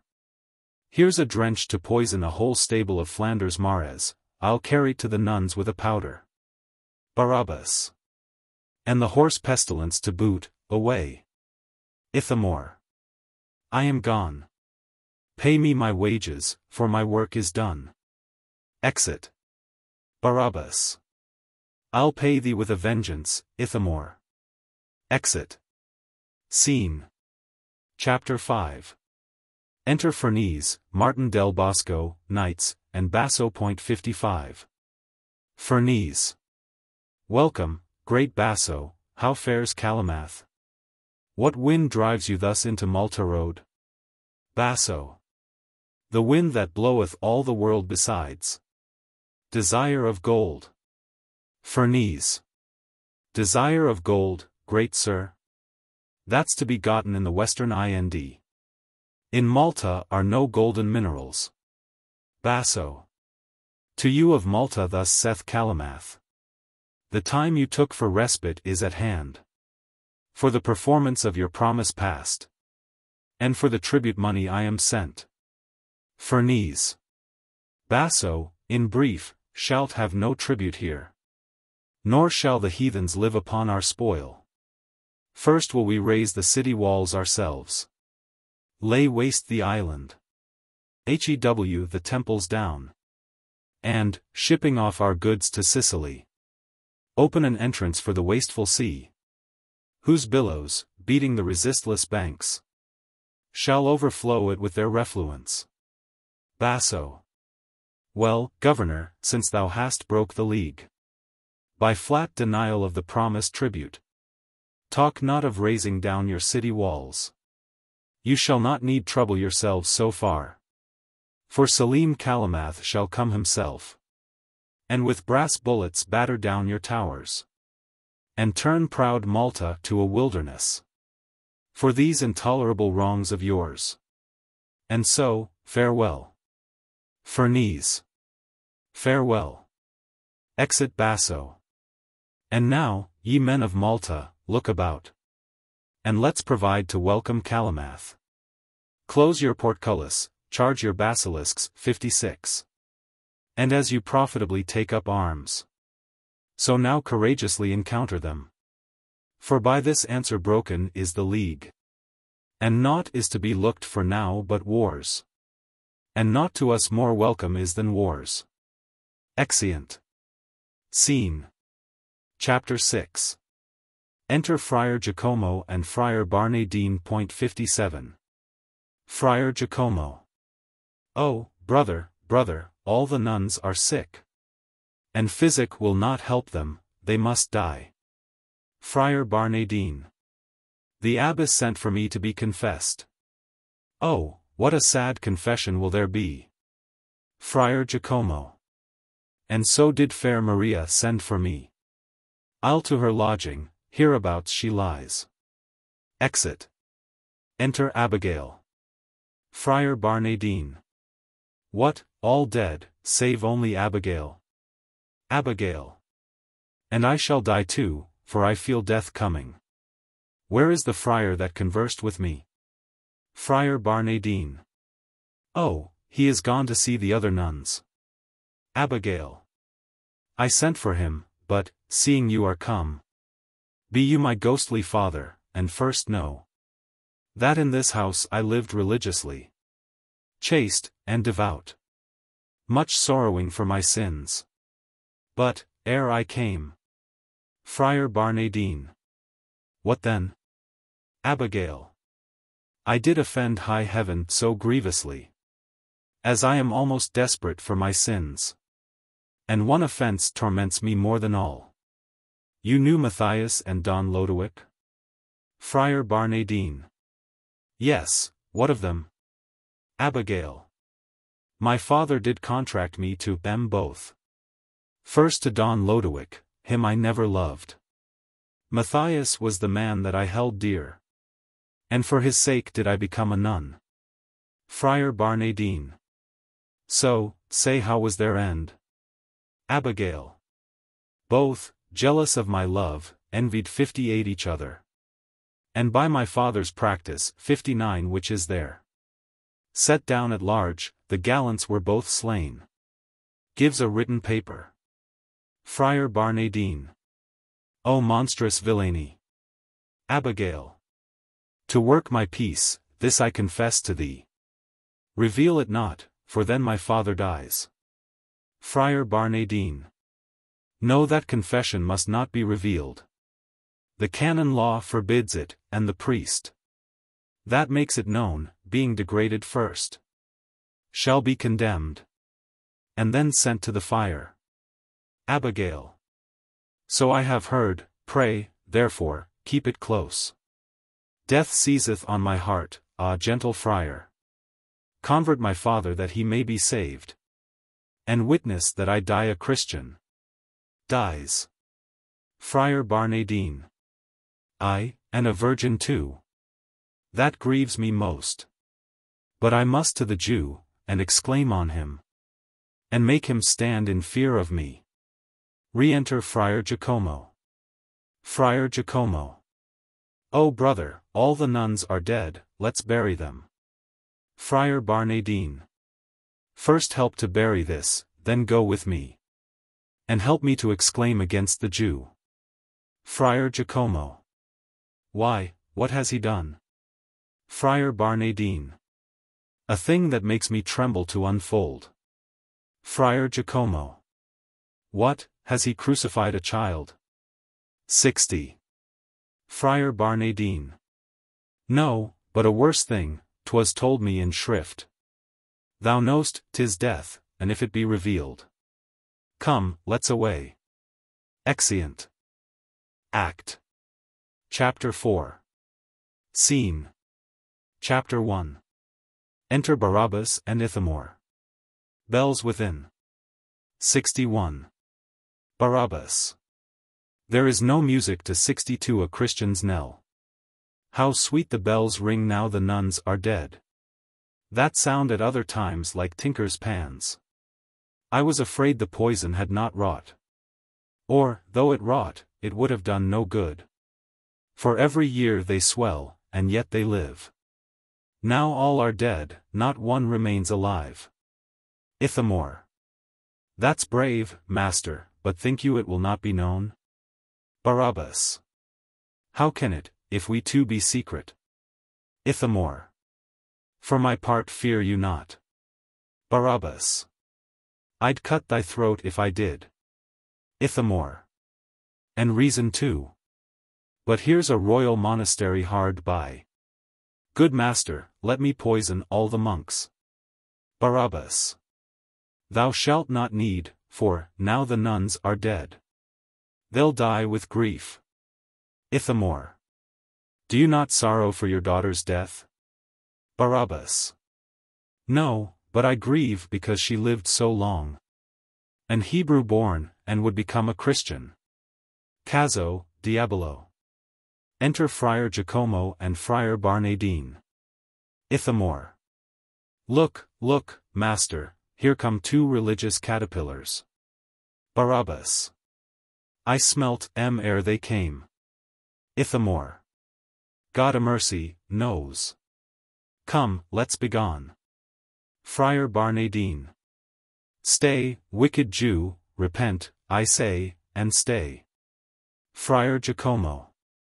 "Thou hast offended, therefore must be damned." Barabas. "I fear they know we sent the poisoned broth." Ithamore. "And so do I, master, therefore speak fair." Friar Barnardine. "Barabas, thou hast." Friar Jacomo. "Aye, that thou hast." Barabas. "True, I have money, what though I have?" Friar Barnardine. "Thou art a." Friar Jacomo.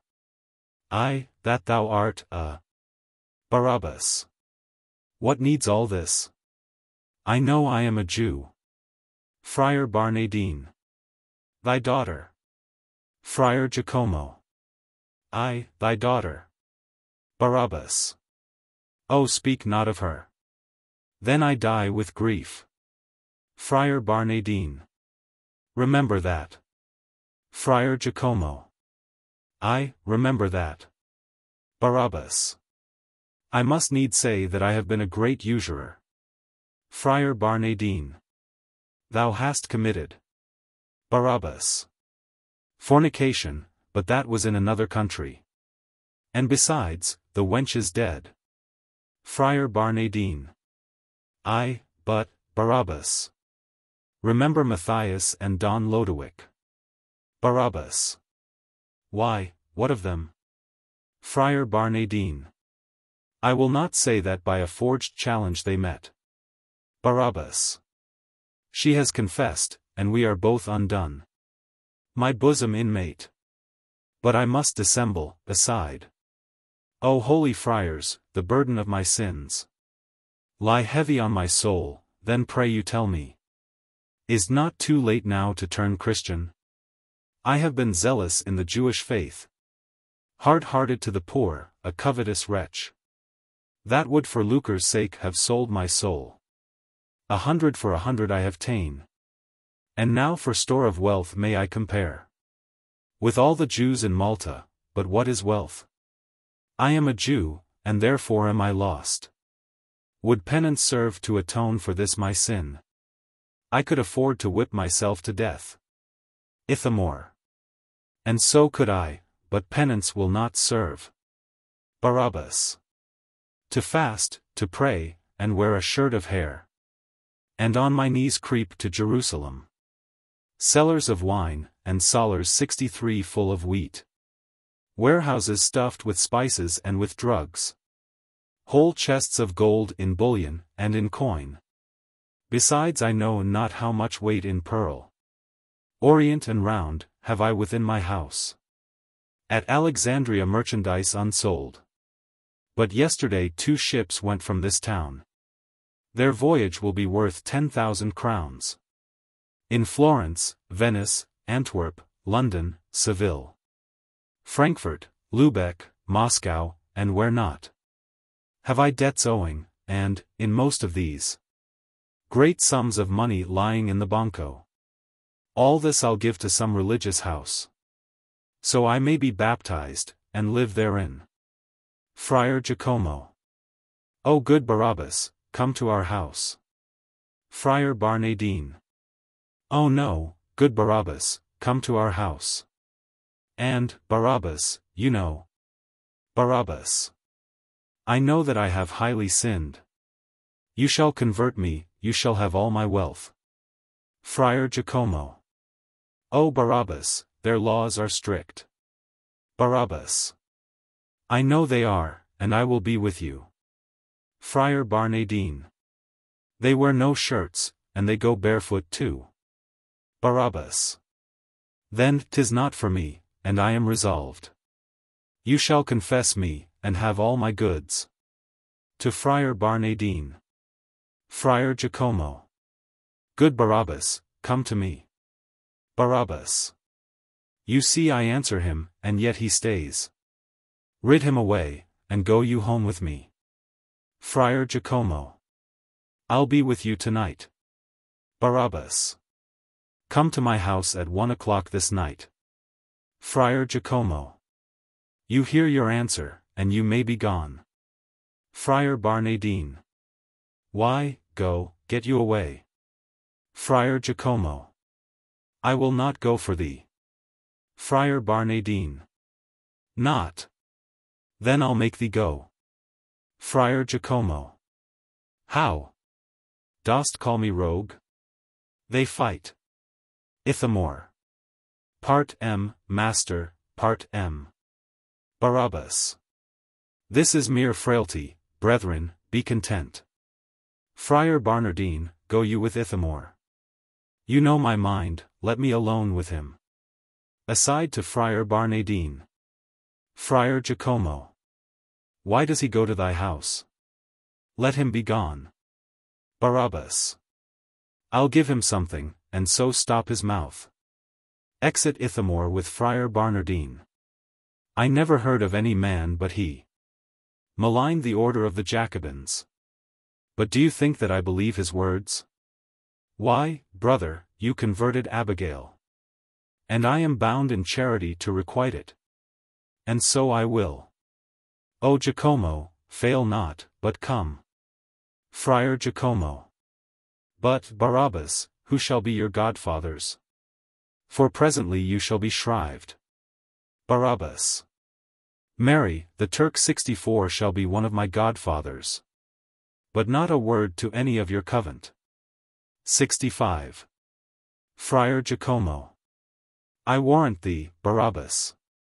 Exit. Barabas. So, now the fear is past, and I am safe. For he that shrived her is within my house. What if I murdered him ere Jacomo comes? Now I have such a plot for both their lives, as never Jew nor Christian knew the like. One turned my daughter, therefore he shall die. The other knows enough to have my life. Therefore, 'tis not requisite he should live. But are not both these wise men to suppose that I will leave my house, my goods, and all, to fast and be well whipped? I'll none of that. Now, Friar Barnardine, I come to you. I'll feast you, lodge you, give you fair words. And, after that, I and my trusty Turk. No more, but so, it must and shall be done. Exit. Scene. Chapter 2. Enter Barabas and Ithamore. 66. Barabas. Ithamore, tell me, is the friar asleep? Ithamore. Yes. And I know not what the reason is. Do what I can, he will not strip himself. Nor go to bed, but sleeps in his own clothes. I fear me he mistrusts what we intend. Barabas. No. 'Tis an order which the friars use. Yet, if he knew our meanings, could he escape? Ithamore. No, none can hear him, cry he ne'er so loud. Barabas. Why, true, therefore did I place him there. The other chambers open towards the street. Ithamore. You loiter, master, wherefore stay we thus? Oh, how I long to see him shake his heels. Barabas. Come on, sirrah. Off with your girdle, make a handsome noose. Ithamore takes off his girdle, and ties a noose on it. Friar, awake. They put the noose round the friar's neck. Friar Barnardine. What, do you mean to strangle me? Ithamore. Yes, 'cause you used to confess. Barabas. Blame not us, but the proverb, confess and be hanged, pull hard. Friar Barnardine. What, will you have 67 my life? Barabas. Pull hard, I say. You would have had my goods.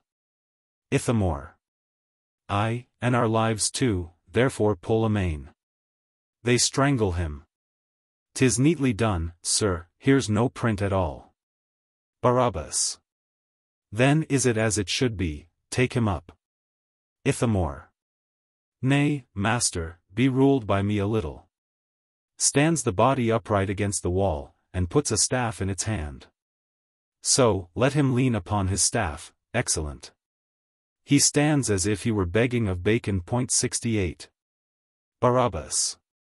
Who would not think but that this friar lived? What time o' night is't now, sweet Ithamore? Ithamore. Towards 1. Barabas. Then will not Jacomo be long from hence. Exeunt. Scene. Chapter 3. Enter Friar Jacomo. 69. Friar Jacomo.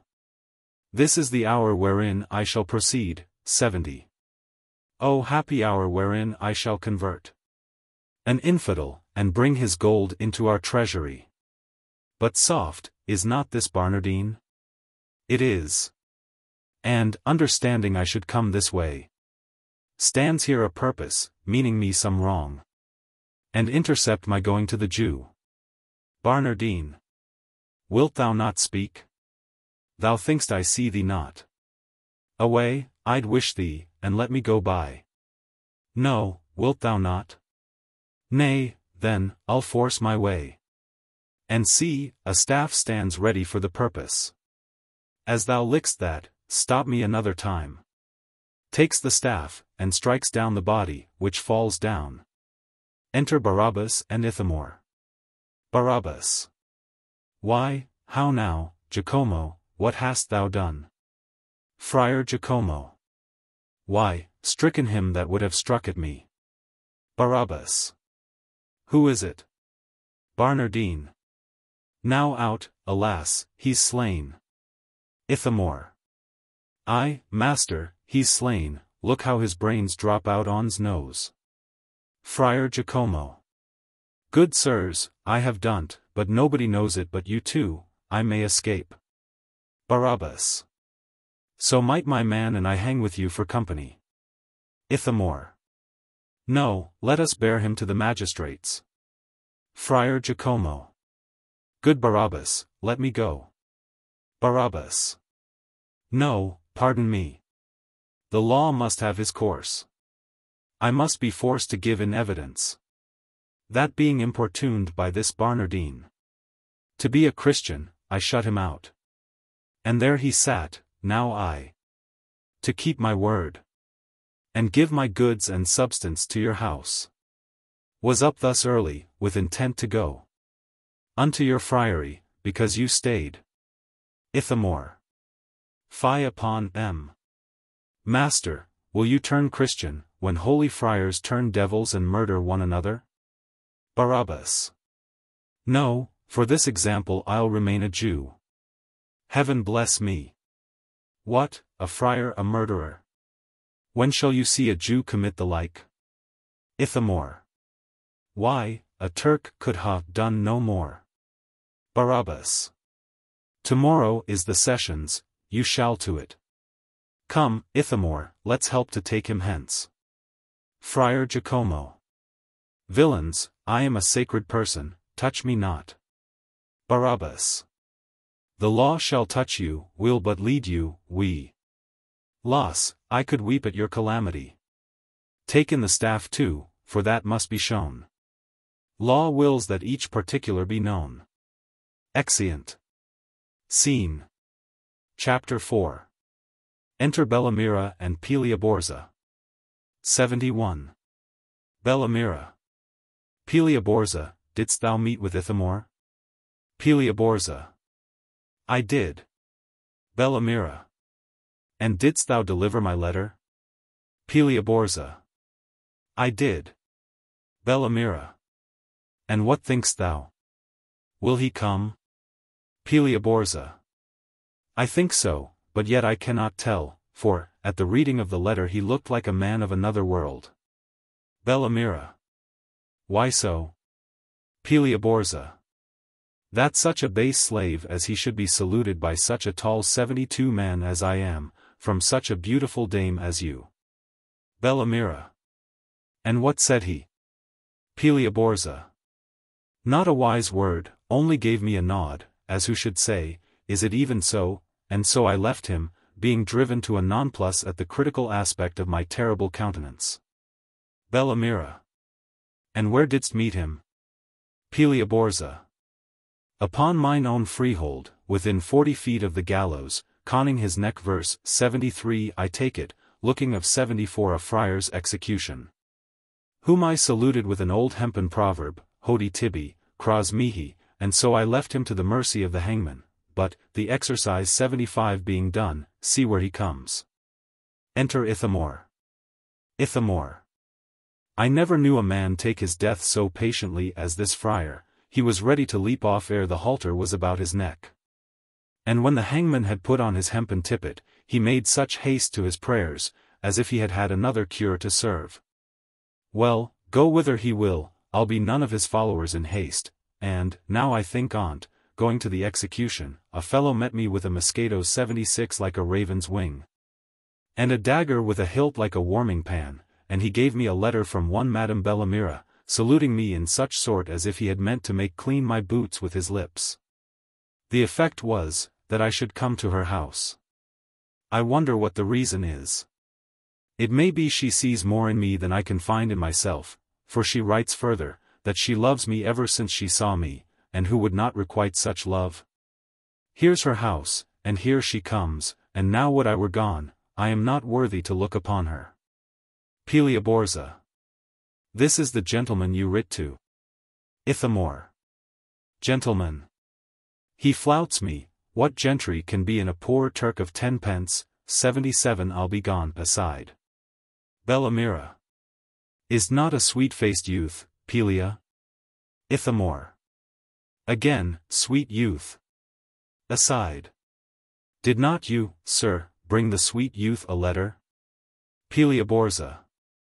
I did, sir, and from this gentlewoman, who, as myself, and the rest of the family, stand or fall at your service. Bellamira. Though woman's modesty should hail me back, I can withhold no longer. Welcome, sweet love. Ithamore. Now am I clean, or rather foully out of the way. Aside.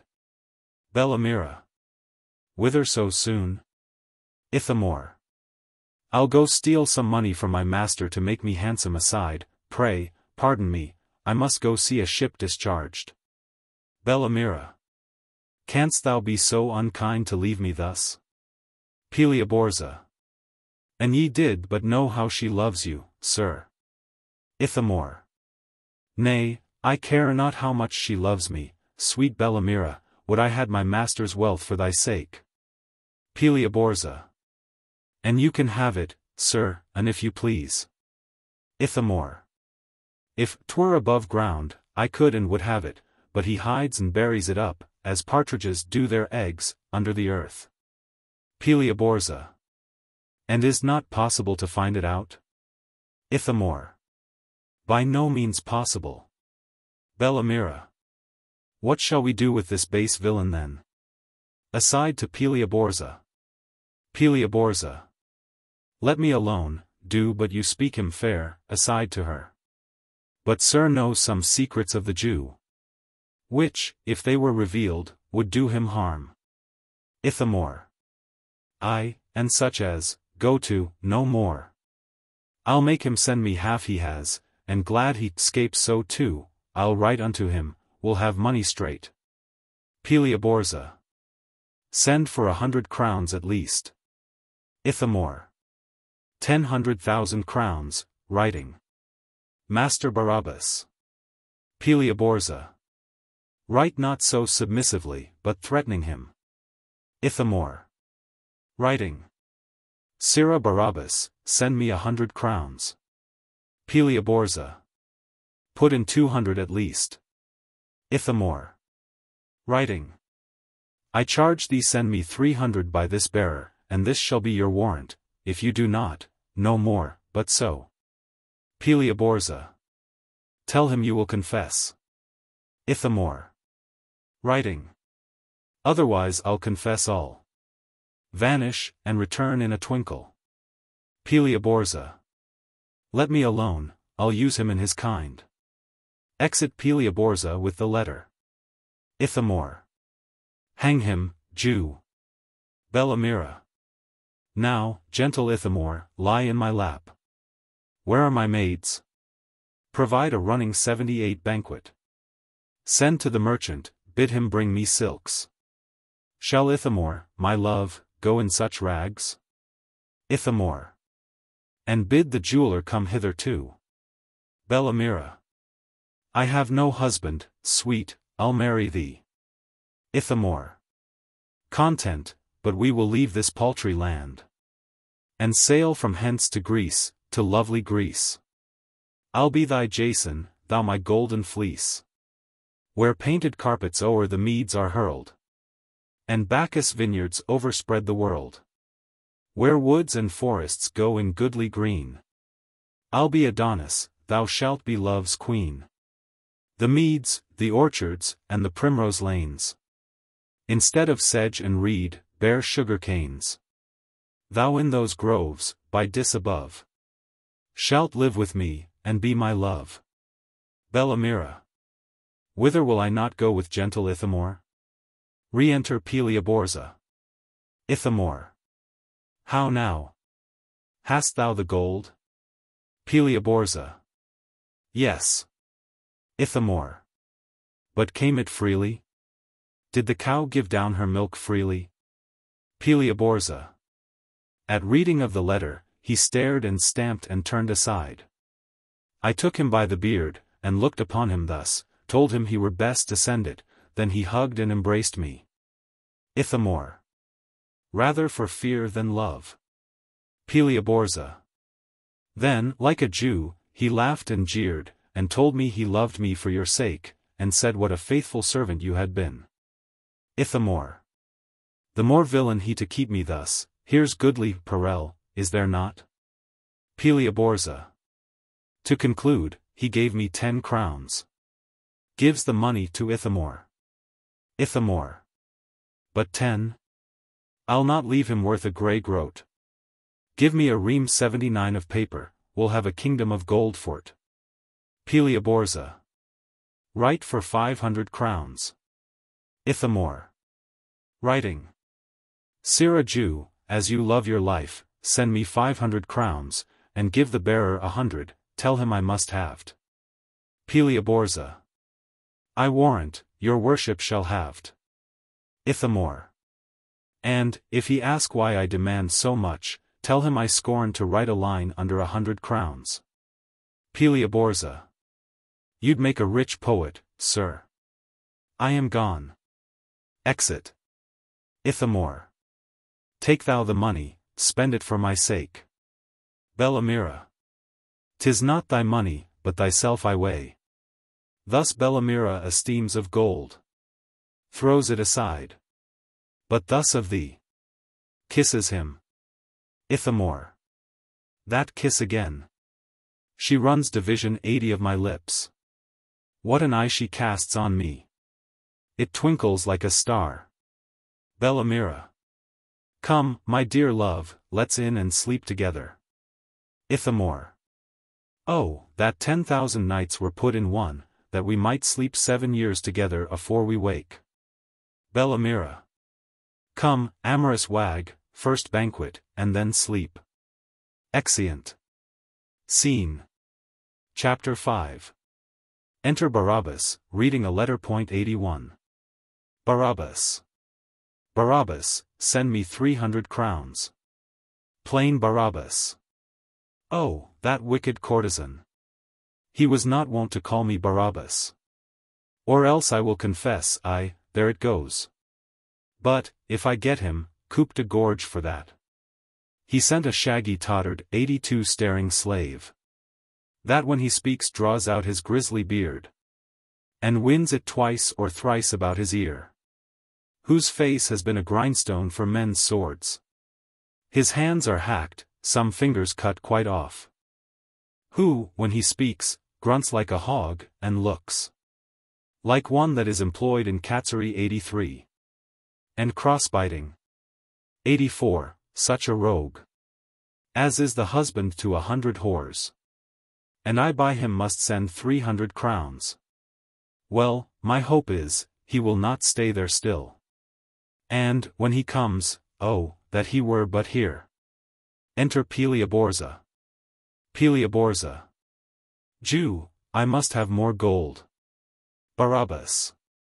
Why, want'st thou any of thy tale? 85. Pilia-Borza. No, but 300 will not serve his turn. Barabas. Not serve his turn, sir. Pilia-Borza. No, sir. And therefore, I must have 500 more. Barabas. I'll rather. Pilia-Borza. Oh, good words, sir, and send it you were best. See, there's his letter. Gives letter. Barabas.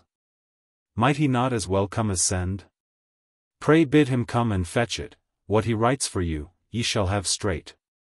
Pilia-Borza. Aye, and the rest too, or else. Barabas. I must make this villain away. Aside. Please you dine with me, sir, and you shall be most heartily poisoned. Aside. Pilia-Borza. No, God a mercy. Shall I have these crowns? Barabas. I cannot do it, I have lost my keys. Pilia-Borza. Oh, if that be all, I can pick ope your locks. Barabas. Or climb up to my counting-house window, you know my meaning. Pilia-Borza. I know enough, and therefore talk not to me of your counting-house. The gold. Or no, Jew, it is in my power to hang thee. Barabas. I am betrayed, aside. 'Tis not 500 crowns that I esteem. I am not moved at that, this angers me. That he, who knows I love him as myself, should write in this imperious vein. Why, sir, you know I have no child, and unto whom should I leave all but unto Ithamore? Pilia-Borza. Here's many words, but no crowns, the crowns. Barabas. Commend me to him, sir, most humbly. And unto your good mistress, as unknown. Pilia-Borza. Speak, shall I have, sir? Barabas. Sir, here they are. Gives money. Oh, that I should part with so much gold. Aside. Here, take fellow, with as good a will as I would see thee hanged. Aside. Oh, love stops my breath. Never loved man's servant as I do Ithamore. Pilia-Borza. I know it, sir. Barabas. Pray, when, sir, shall I see you at my house? Pilia-Borza. Soon enough to your cost, sir. Fare you well. Exit. Barabas. Nay, to thine own cost, villain, if thou comest. Was ever Jew tormented as I am? To have a shagrag knave to come, force from me 300 crowns, and then 500 crowns. Well, I must seek a means to rid them all. And presently. For in his villainy, he will tell all he knows, and I shall die for't. I have it. I will in some disguise go see the slave. And how the villain revels with my gold. Exit. Scene. Chapter 6. Enter Bellamira, Ithamore, and Pilia-Borza. 86. Bellamira. I'll pledge thee, love, and therefore drink it off. Ithamore. Say'st thou me so? Have at it, and do you hear? Whispers. Bellamira. Go to, it shall be so. Ithamore. Of 87 that condition I will drink it up. Here's to thee. Bellamira. Nay, I'll have all or none. Ithamore. There, if thou lov'st me, do not leave a drop. Bellamira. Love thee. Fill me 3 glasses. Ithamore. 3 and 50 dozen, I'll pledge thee. Pilia-Borza. Navely spoke, and like a knight at arms. Ithamore.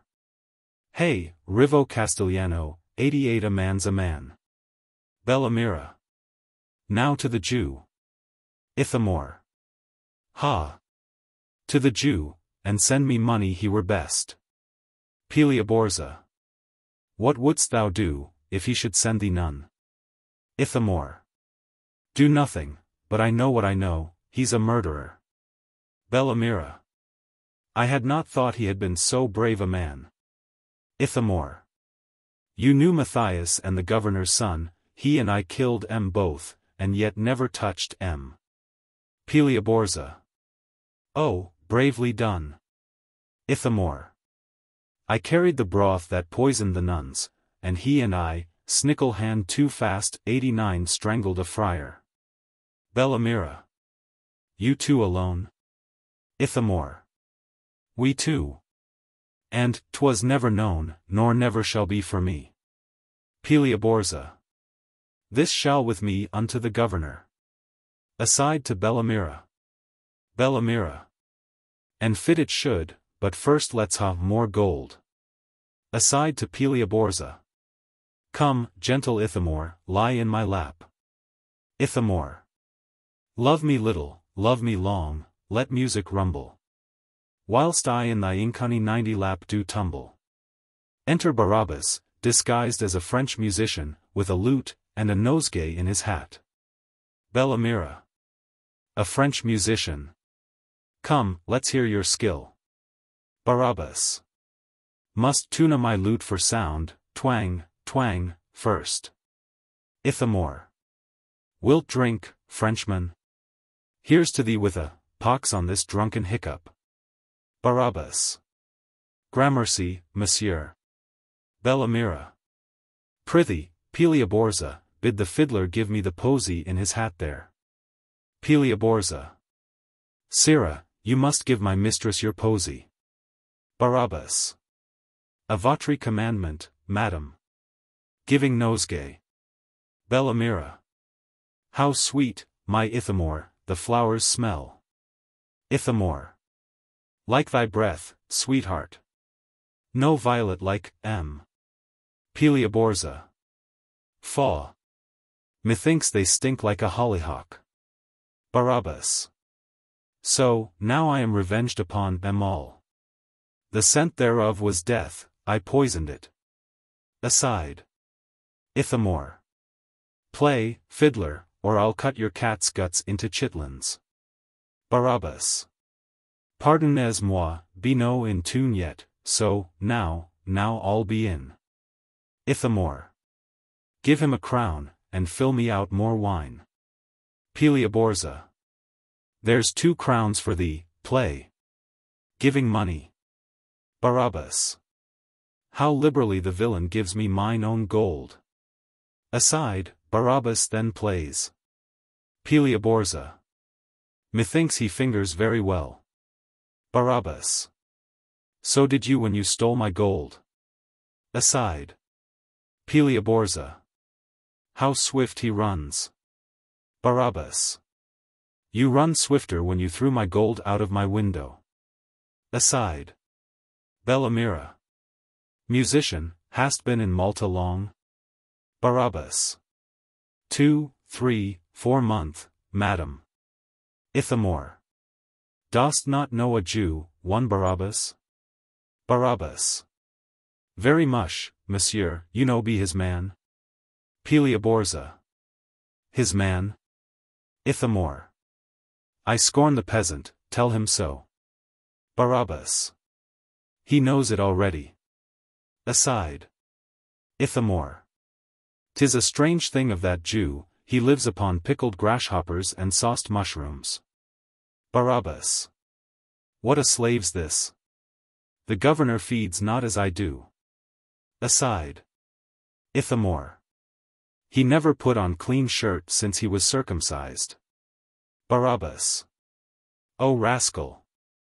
I change myself twice a day. Aside. Ithamore. The hat he wears, Judas left under the elder 91 when he hanged himself. Barabas. 'Twas sent me for a present from the great Cham. Aside. Pilia-Borza. A musty slave he is, whither now, fiddler? Barabas. Pardonnez-moi, monsieur, me be no well. Pilia-Borza. Farewell, fiddler. Exit Barabas. 1 letter more to the Jew. Bellamira. Prithee, sweet love, 1 more, and write it sharp. Ithamore. No, I'll send by word of mouth now, bid him deliver thee 1,000 crowns, by the same token, that the nuns loved rice, that Friar Barnardine slept in his own clothes. Any of them will do it. Pilia-Borza. Let me alone to urge it, now I know the meaning. Ithamore. The meaning has a meaning. Come let's in.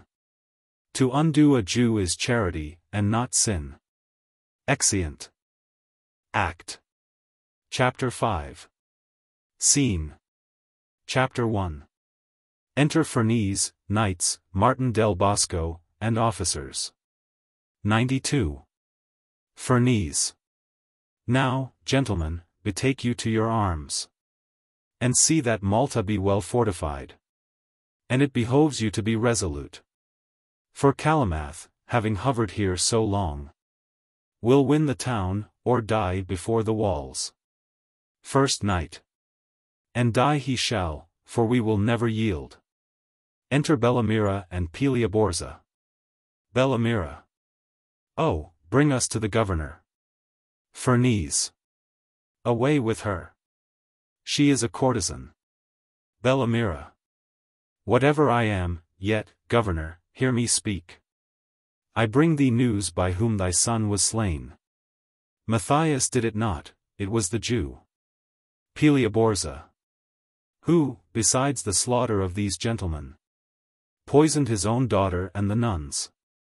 Strangled a friar, and I know not what. Mischief beside. Ferneze. Had we but proof of this. Bellamira. Strong proof, my lord, his man's now at my lodging. That was his agent, he'll confess it all. Ferneze. Go fetch him straight. Exeunt officers. I always feared that Jew. Enter officers with Barabas and Ithamore. Barabas. I'll go alone, dogs. Do not hail me thus. Ithamore. Nor me neither, I cannot outrun you, constable, oh, my belly. Barabas. 1 dram of powder more had made all sure. What a damned slave was I. Aside. Ferneze. Make fires, heat irons, let the rack be fetched. First Night. Nay, stay, my lord, maybe he will confess. Barabas. Confess. What mean you, lords? Who should confess? Ferneze. Thou and thy Turk. 'Twas you that slew my son. Ithamore. Guilty, my lord, I confess. Your son and Mathias were both contracted unto Abigail, he forged a counterfeit challenge. Barabas. Who carried that challenge? Ithamore. I carried it, I confess, but who writ it? Marry, even he that strangled Barnardine, poisoned the nuns and his own daughter. Ferneze. Away with him. His sight is death to me. Barabas. For what, you men of Malta? Hear me speak. She is a courtesan, and he a thief. And he my bondman. Let me have law. For none of this can prejudice my life. Ferneze. Once more, away with him, you shall have law. Barabas. Devils, do your worst. I'll live in spite of you. Aside. As these have spoke, so be it to their souls. I hope the poisoned flowers will work anon. Aside. Exeunt officers with Barabas and Ithamore, Bellamira, and Pilia-Borza. Enter Katharine. Katharine. Was my Mathias murdered by the Jew? Ferneze, 'twas thy son that murdered him. Ferneze. Be patient, gentle madam, it was he. He forged the daring challenge made them fight. Katharine. Where is the Jew? Where is that murderer? Ferneze. In prison till the law has passed on him. Re-enter First Officer. First Officer. My lord, the courtesan and her man are dead. So is the Turk and Barabas the Jew. Ferneze. Dead. First Officer. Dead, my lord, and here they bring his body. Martin del Bosco. This sudden death of his is very strange. Re-enter officers, carrying Barabas as dead. Ferneze. Wonder not at it, sir, the heavens are just. Their deaths were like their lives, then think not of them. Since they are dead, let them be buried. For the Jew's body, throw that o'er the walls. To be a prey for vultures and wild beasts. So now away and fortify the town. Exeunt all, leaving Barabas on the floor. Scene. Chapter 2. Barabas discovered rising. Point 93. Barabas. What, all alone? Well fare, sleepy drink. I'll be revenged on this accursed town. For by my means Calymath shall enter in. I'll help to slay their children and their wives. To fire the churches, pull their houses down. Take my goods too, and seize upon my lands. I hope to see the governor a slave. And, rowing in a galley, whipped to death. Enter Calymath, bassoes, and Turks. Calymath. Whom have we there? A spy? Barabas. Yes, my good lord, one that can spy a place. Where you may enter, and surprise the town. My name is Barabas, I am a Jew. Calymath. Art thou that Jew whose goods we heard were sold? For tribute money? Barabas. The very same, my lord. And since that time they have hired a slave, my man. To accuse me of 1,000 villainies. I was imprisoned, but 'scaped their hands. Calymath. Didst break prison? Barabas. No, no. I drank of poppy and cold mandrake juice. And being asleep, belike they thought me dead. and threw me o'er the walls, so, or how else? The Jew is here, and rests at your command. Calymath. 'Twas bravely done, but tell me, Barabas, canst thou, as thou report'st, make Malta ours? Barabas. Fear not, my lord. For here, against the sluice, 94. The rock is hollow, and of purpose digged, to make a passage for the running streams, and common channels of the city. Now, whilst you give assault unto the walls, I'll lead 500 soldiers through the vault, and rise with them the middle of the town. Open the gates for you to enter in, and by this means the city is your own. Calymath. If this be true, I'll make thee governor. Barabas. And, if it be not true, then let me die. Calymath. Thou'st doomed thyself. Assault it presently. Exeunt. Scene. Chapter 3. Alarums within. Enter Calymath, bassoes, Turks, and Barabas, with Ferneze and knights prisoners. 95. Calymath. Now veil 96 your pride, you captive Christians, and kneel for mercy to your conquering foe. Now where's the hope you had of haughty Spain? Ferneze, speak, had it not been much better they've kept thy promise than be thus surprised? Ferneze. What should I say? We are captives and must yield. Calymath. Aye, villains, you must yield, and under Turkish yokes shall groaning bear the burden of our ire. And, Barabas, as erst we promised thee, for thy desert we make thee governor. Use them at thy discretion. Barabas. Thanks, my lord. Ferneze. O fatal day, to fall into the hands of such a traitor and unhallowed Jew. What greater misery could heaven inflict? Calymath. 'Tis our command, and, Barabas, we give. To guard thy person, these our Janissaries.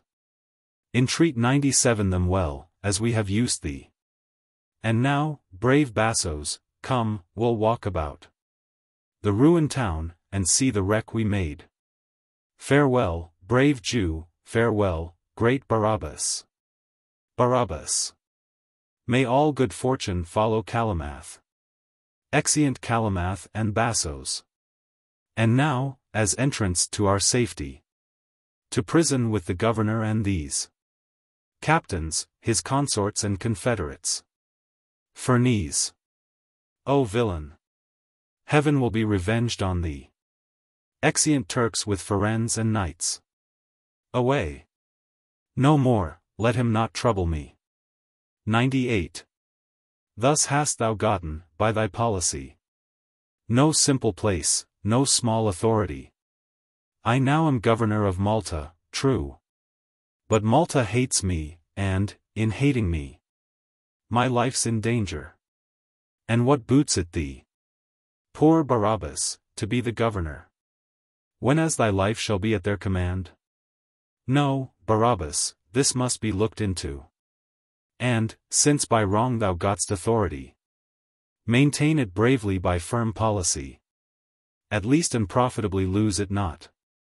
For he that liveth in authority, and neither gets him friends, nor fills his bags, lives like the ass that Aesop speaketh of, that labours with a load of bread and wine, and leaves it off to snap on thistle tops. But Barabas will be more circumspect. Begin betimes, occasions bald behind. Slip not thine opportunity, for fear too late. Thou seek'st for much, but canst not compass it. Within here. Enter Ferneze, with a guard. Ferneze. My lord? Barabas. I, lord, thus slaves will learn. Now, governor, stand by there, wait within. Exeunt guard. This is the reason that I sent for thee. Thou sayest thy life and Malta's happiness are at my arbitrament. And Barabas. At his discretion may dispose of both. Now tell me, governor, and plainly too. What thinkst thou shall become of it and thee? Ferneze. This, Barabas. Since things are in thy power, I see no reason but of Malta's wreck. Nor hope of thee but extreme cruelty. Nor fear I death, nor will I flatter thee. Barabas. Governor, good words, be not so furious. 'Tis not thy life which can avail me aught. Yet you do live, and live for me you shall. And as for Malta's ruin, think you not 'twere slender policy for Barabas to dispossess himself of such a place?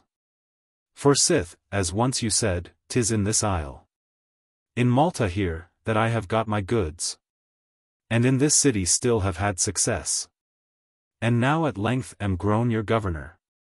Yourselves shall see it shall not be forgot. For, as a friend not known but in distress, I'll rear up Malta, now remediless. Ferneze. Will Barabas recover Malta's loss? Will Barabas be good to Christians? Barabas. What wilt thou give me, governor, to procure a dissolution of the slavish bands, wherein the Turk hath yoked your land and you?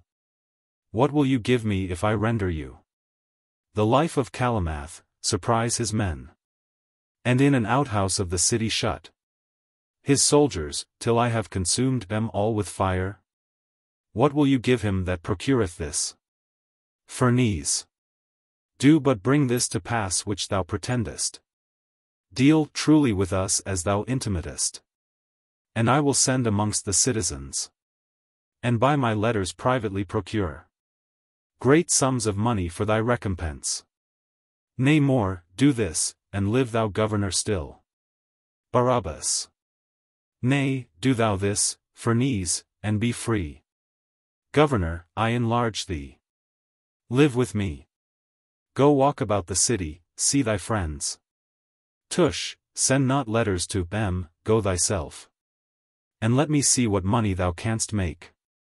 Here is my hand that I'll set Malta free. And thus we cast it, to a solemn feast. I will invite young Selim Calymath. Where be thou present only to perform one stratagem that I'll impart to thee, wherein no danger shall betide thy life. And I will warrant Malta free forever. Ferneze. Here is my hand, believe me, Barabas. I will be there, and do as thou desirest. When is the time? Barabas. Governor, presently. For Calymath, when he hath viewed the town, will take his leave, and sail toward Ottoman. Ferneze. Then will I, Barabas, about this coin, and bring it with me to thee in the evening. Barabas. Do so, but fail not. Now farewell, Ferneze. Exit Ferneze. And thus far roundly goes the business. Thus, loving neither, will I live with both, making a profit of my policy. And he from whom my most advantage comes shall be my friend. This is the life we Jews are used to lead. And reason too, for Christians do the like. Well, now about effecting this device. First, to surprise great Selim's soldiers. And then to make provision for the feast, that at one instant all things may be done. My policy detests prevention. To what event my secret purpose drives, I know, and they shall witness with their lives. Exeunt. Scene. Chapter 4. Enter Calymath and Bassos. 99. Calymath. Thus have we viewed the city, seen the sack, and caused the ruins to be new repaired, which with our bombards 100 shot and basilisks we rent in sunder at our entry. And now I see the situation, and how secure this conquered island stands, environed with the Mediterranean Sea, strong countermined with other petty isles, and, toward Calabria, backed by Sicily, where Syracusan Dionysius reigned. 2 lofty turrets that command the town. I wonder how it could be conquered thus. Enter a messenger. Messenger. From Barabas, Malta's governor, I bring a message unto mighty Calymath.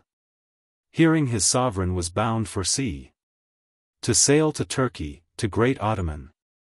He humbly would entreat your majesty to come and see his homely citadel, and banquet with him ere thou leav'st the isle. Calymath.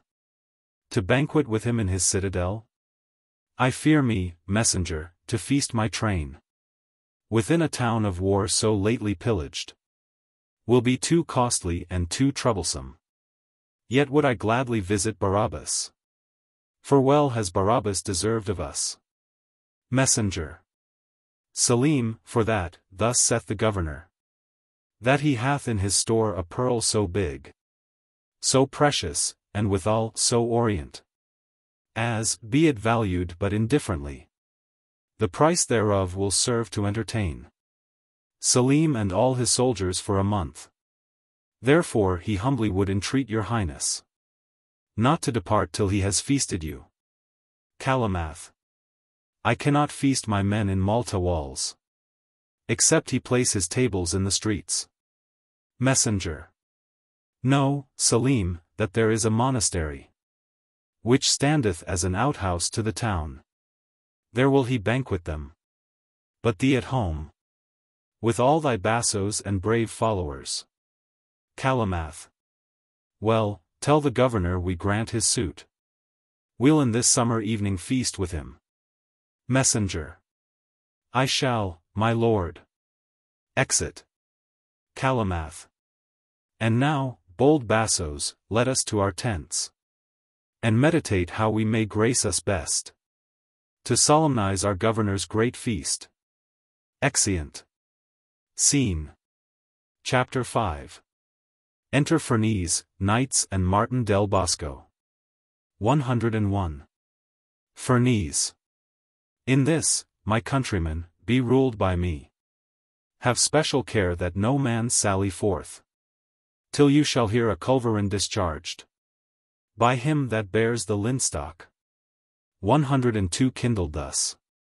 Then issue out and come to rescue me, for happily I shall be in distress, or you released of this servitude. First Night. Rather than thus to live as Turkish thralls. 103.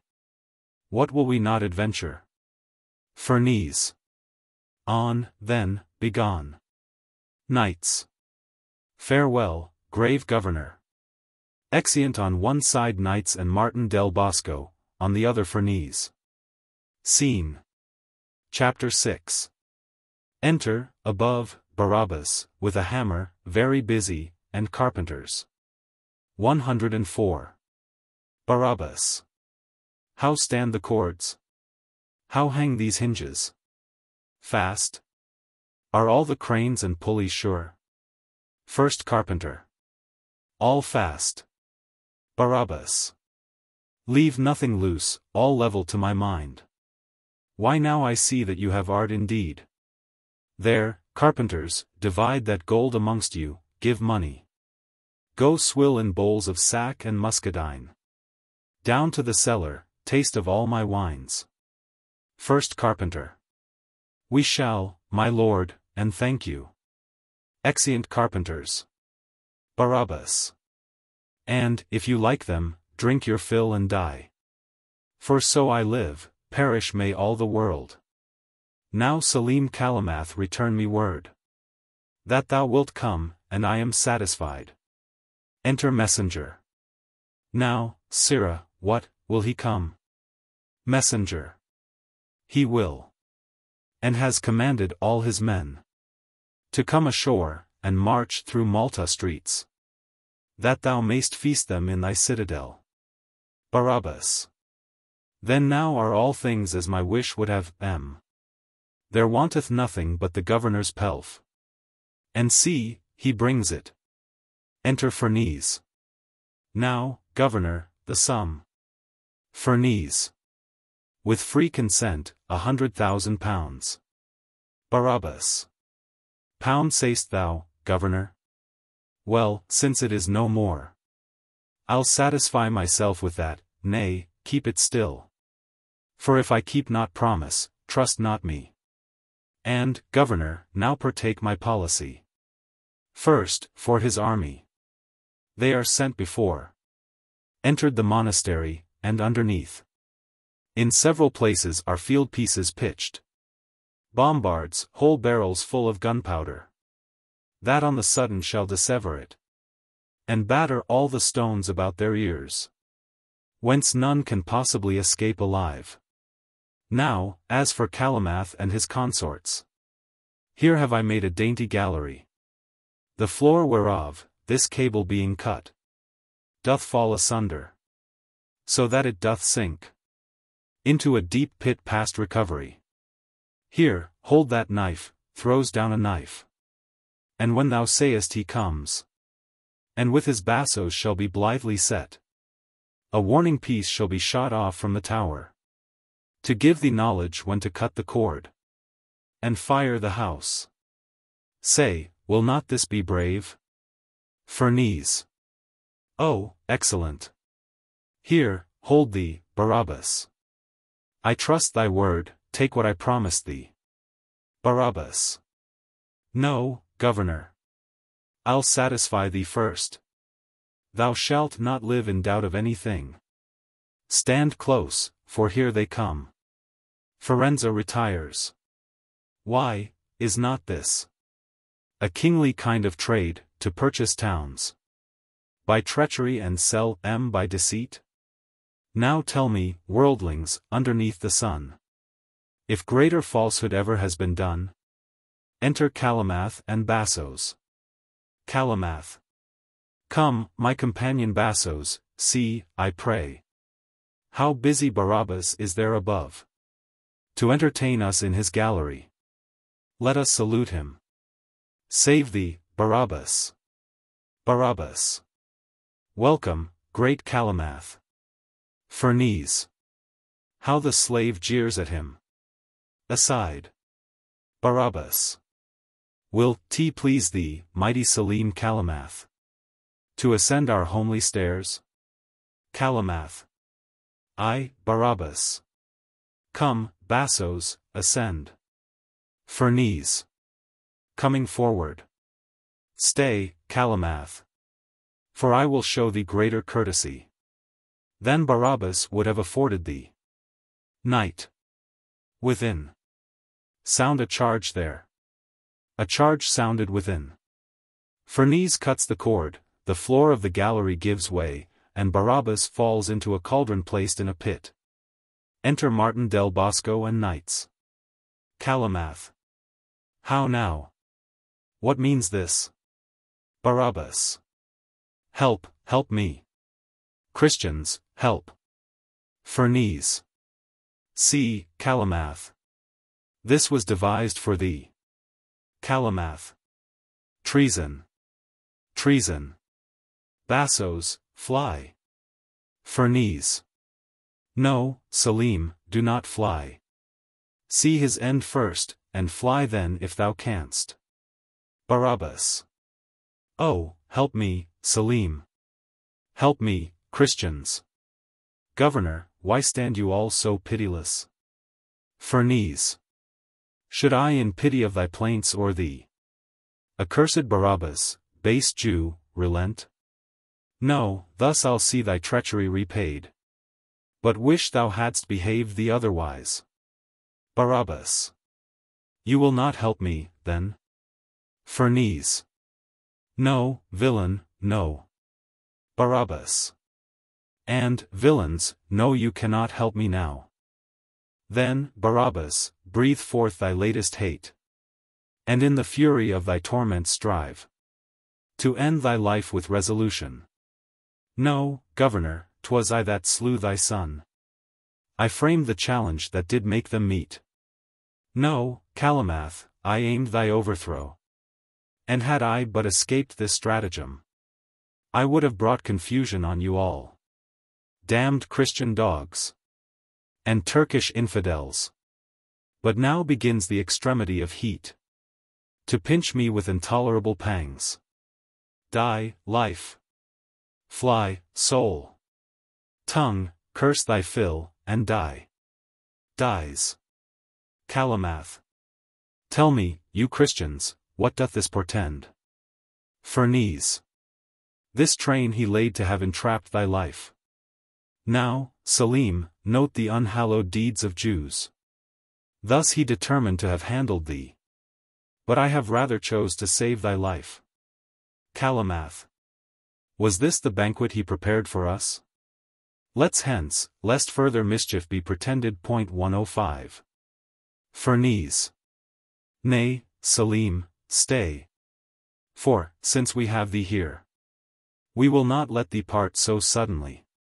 Besides, if we should let thee go, all's one. For with thy galleys couldst thou not get hence, without fresh men to rig and furnish them. Calymath. Tush, governor, take thou no care for that. My men are all aboard, and do attend my coming there by this. Ferneze. Why, heardst thou not the trumpet sound a charge? Calymath. Yes, what of that? Ferneze. Why then the house was fired, blown up, and all thy soldiers massacred. Calymath. Oh, monstrous treason. Ferneze. A Jew's courtesy. For he that did by treason work our fall, by treason hath delivered thee to us. No, therefore, till thy father hath made good the ruins done to Malta and to us, thou canst not part. For Malta shall be freed, or Selim ne'er return to Ottoman. Calymath. Nay, rather, Christians, let me go to Turkey, in person there to mediate your peace. To keep me here will not advantage you. Ferneze. Content thee, Calymath, here thou must stay, and live in Malta prisoner. For come all the world to rescue thee, so will we guard us now. As sooner shall they drink the ocean dry, than conquer Malta, or endanger us. So, march away, and let due praise be given, neither to fate nor fortune, but to heaven. Exeunt.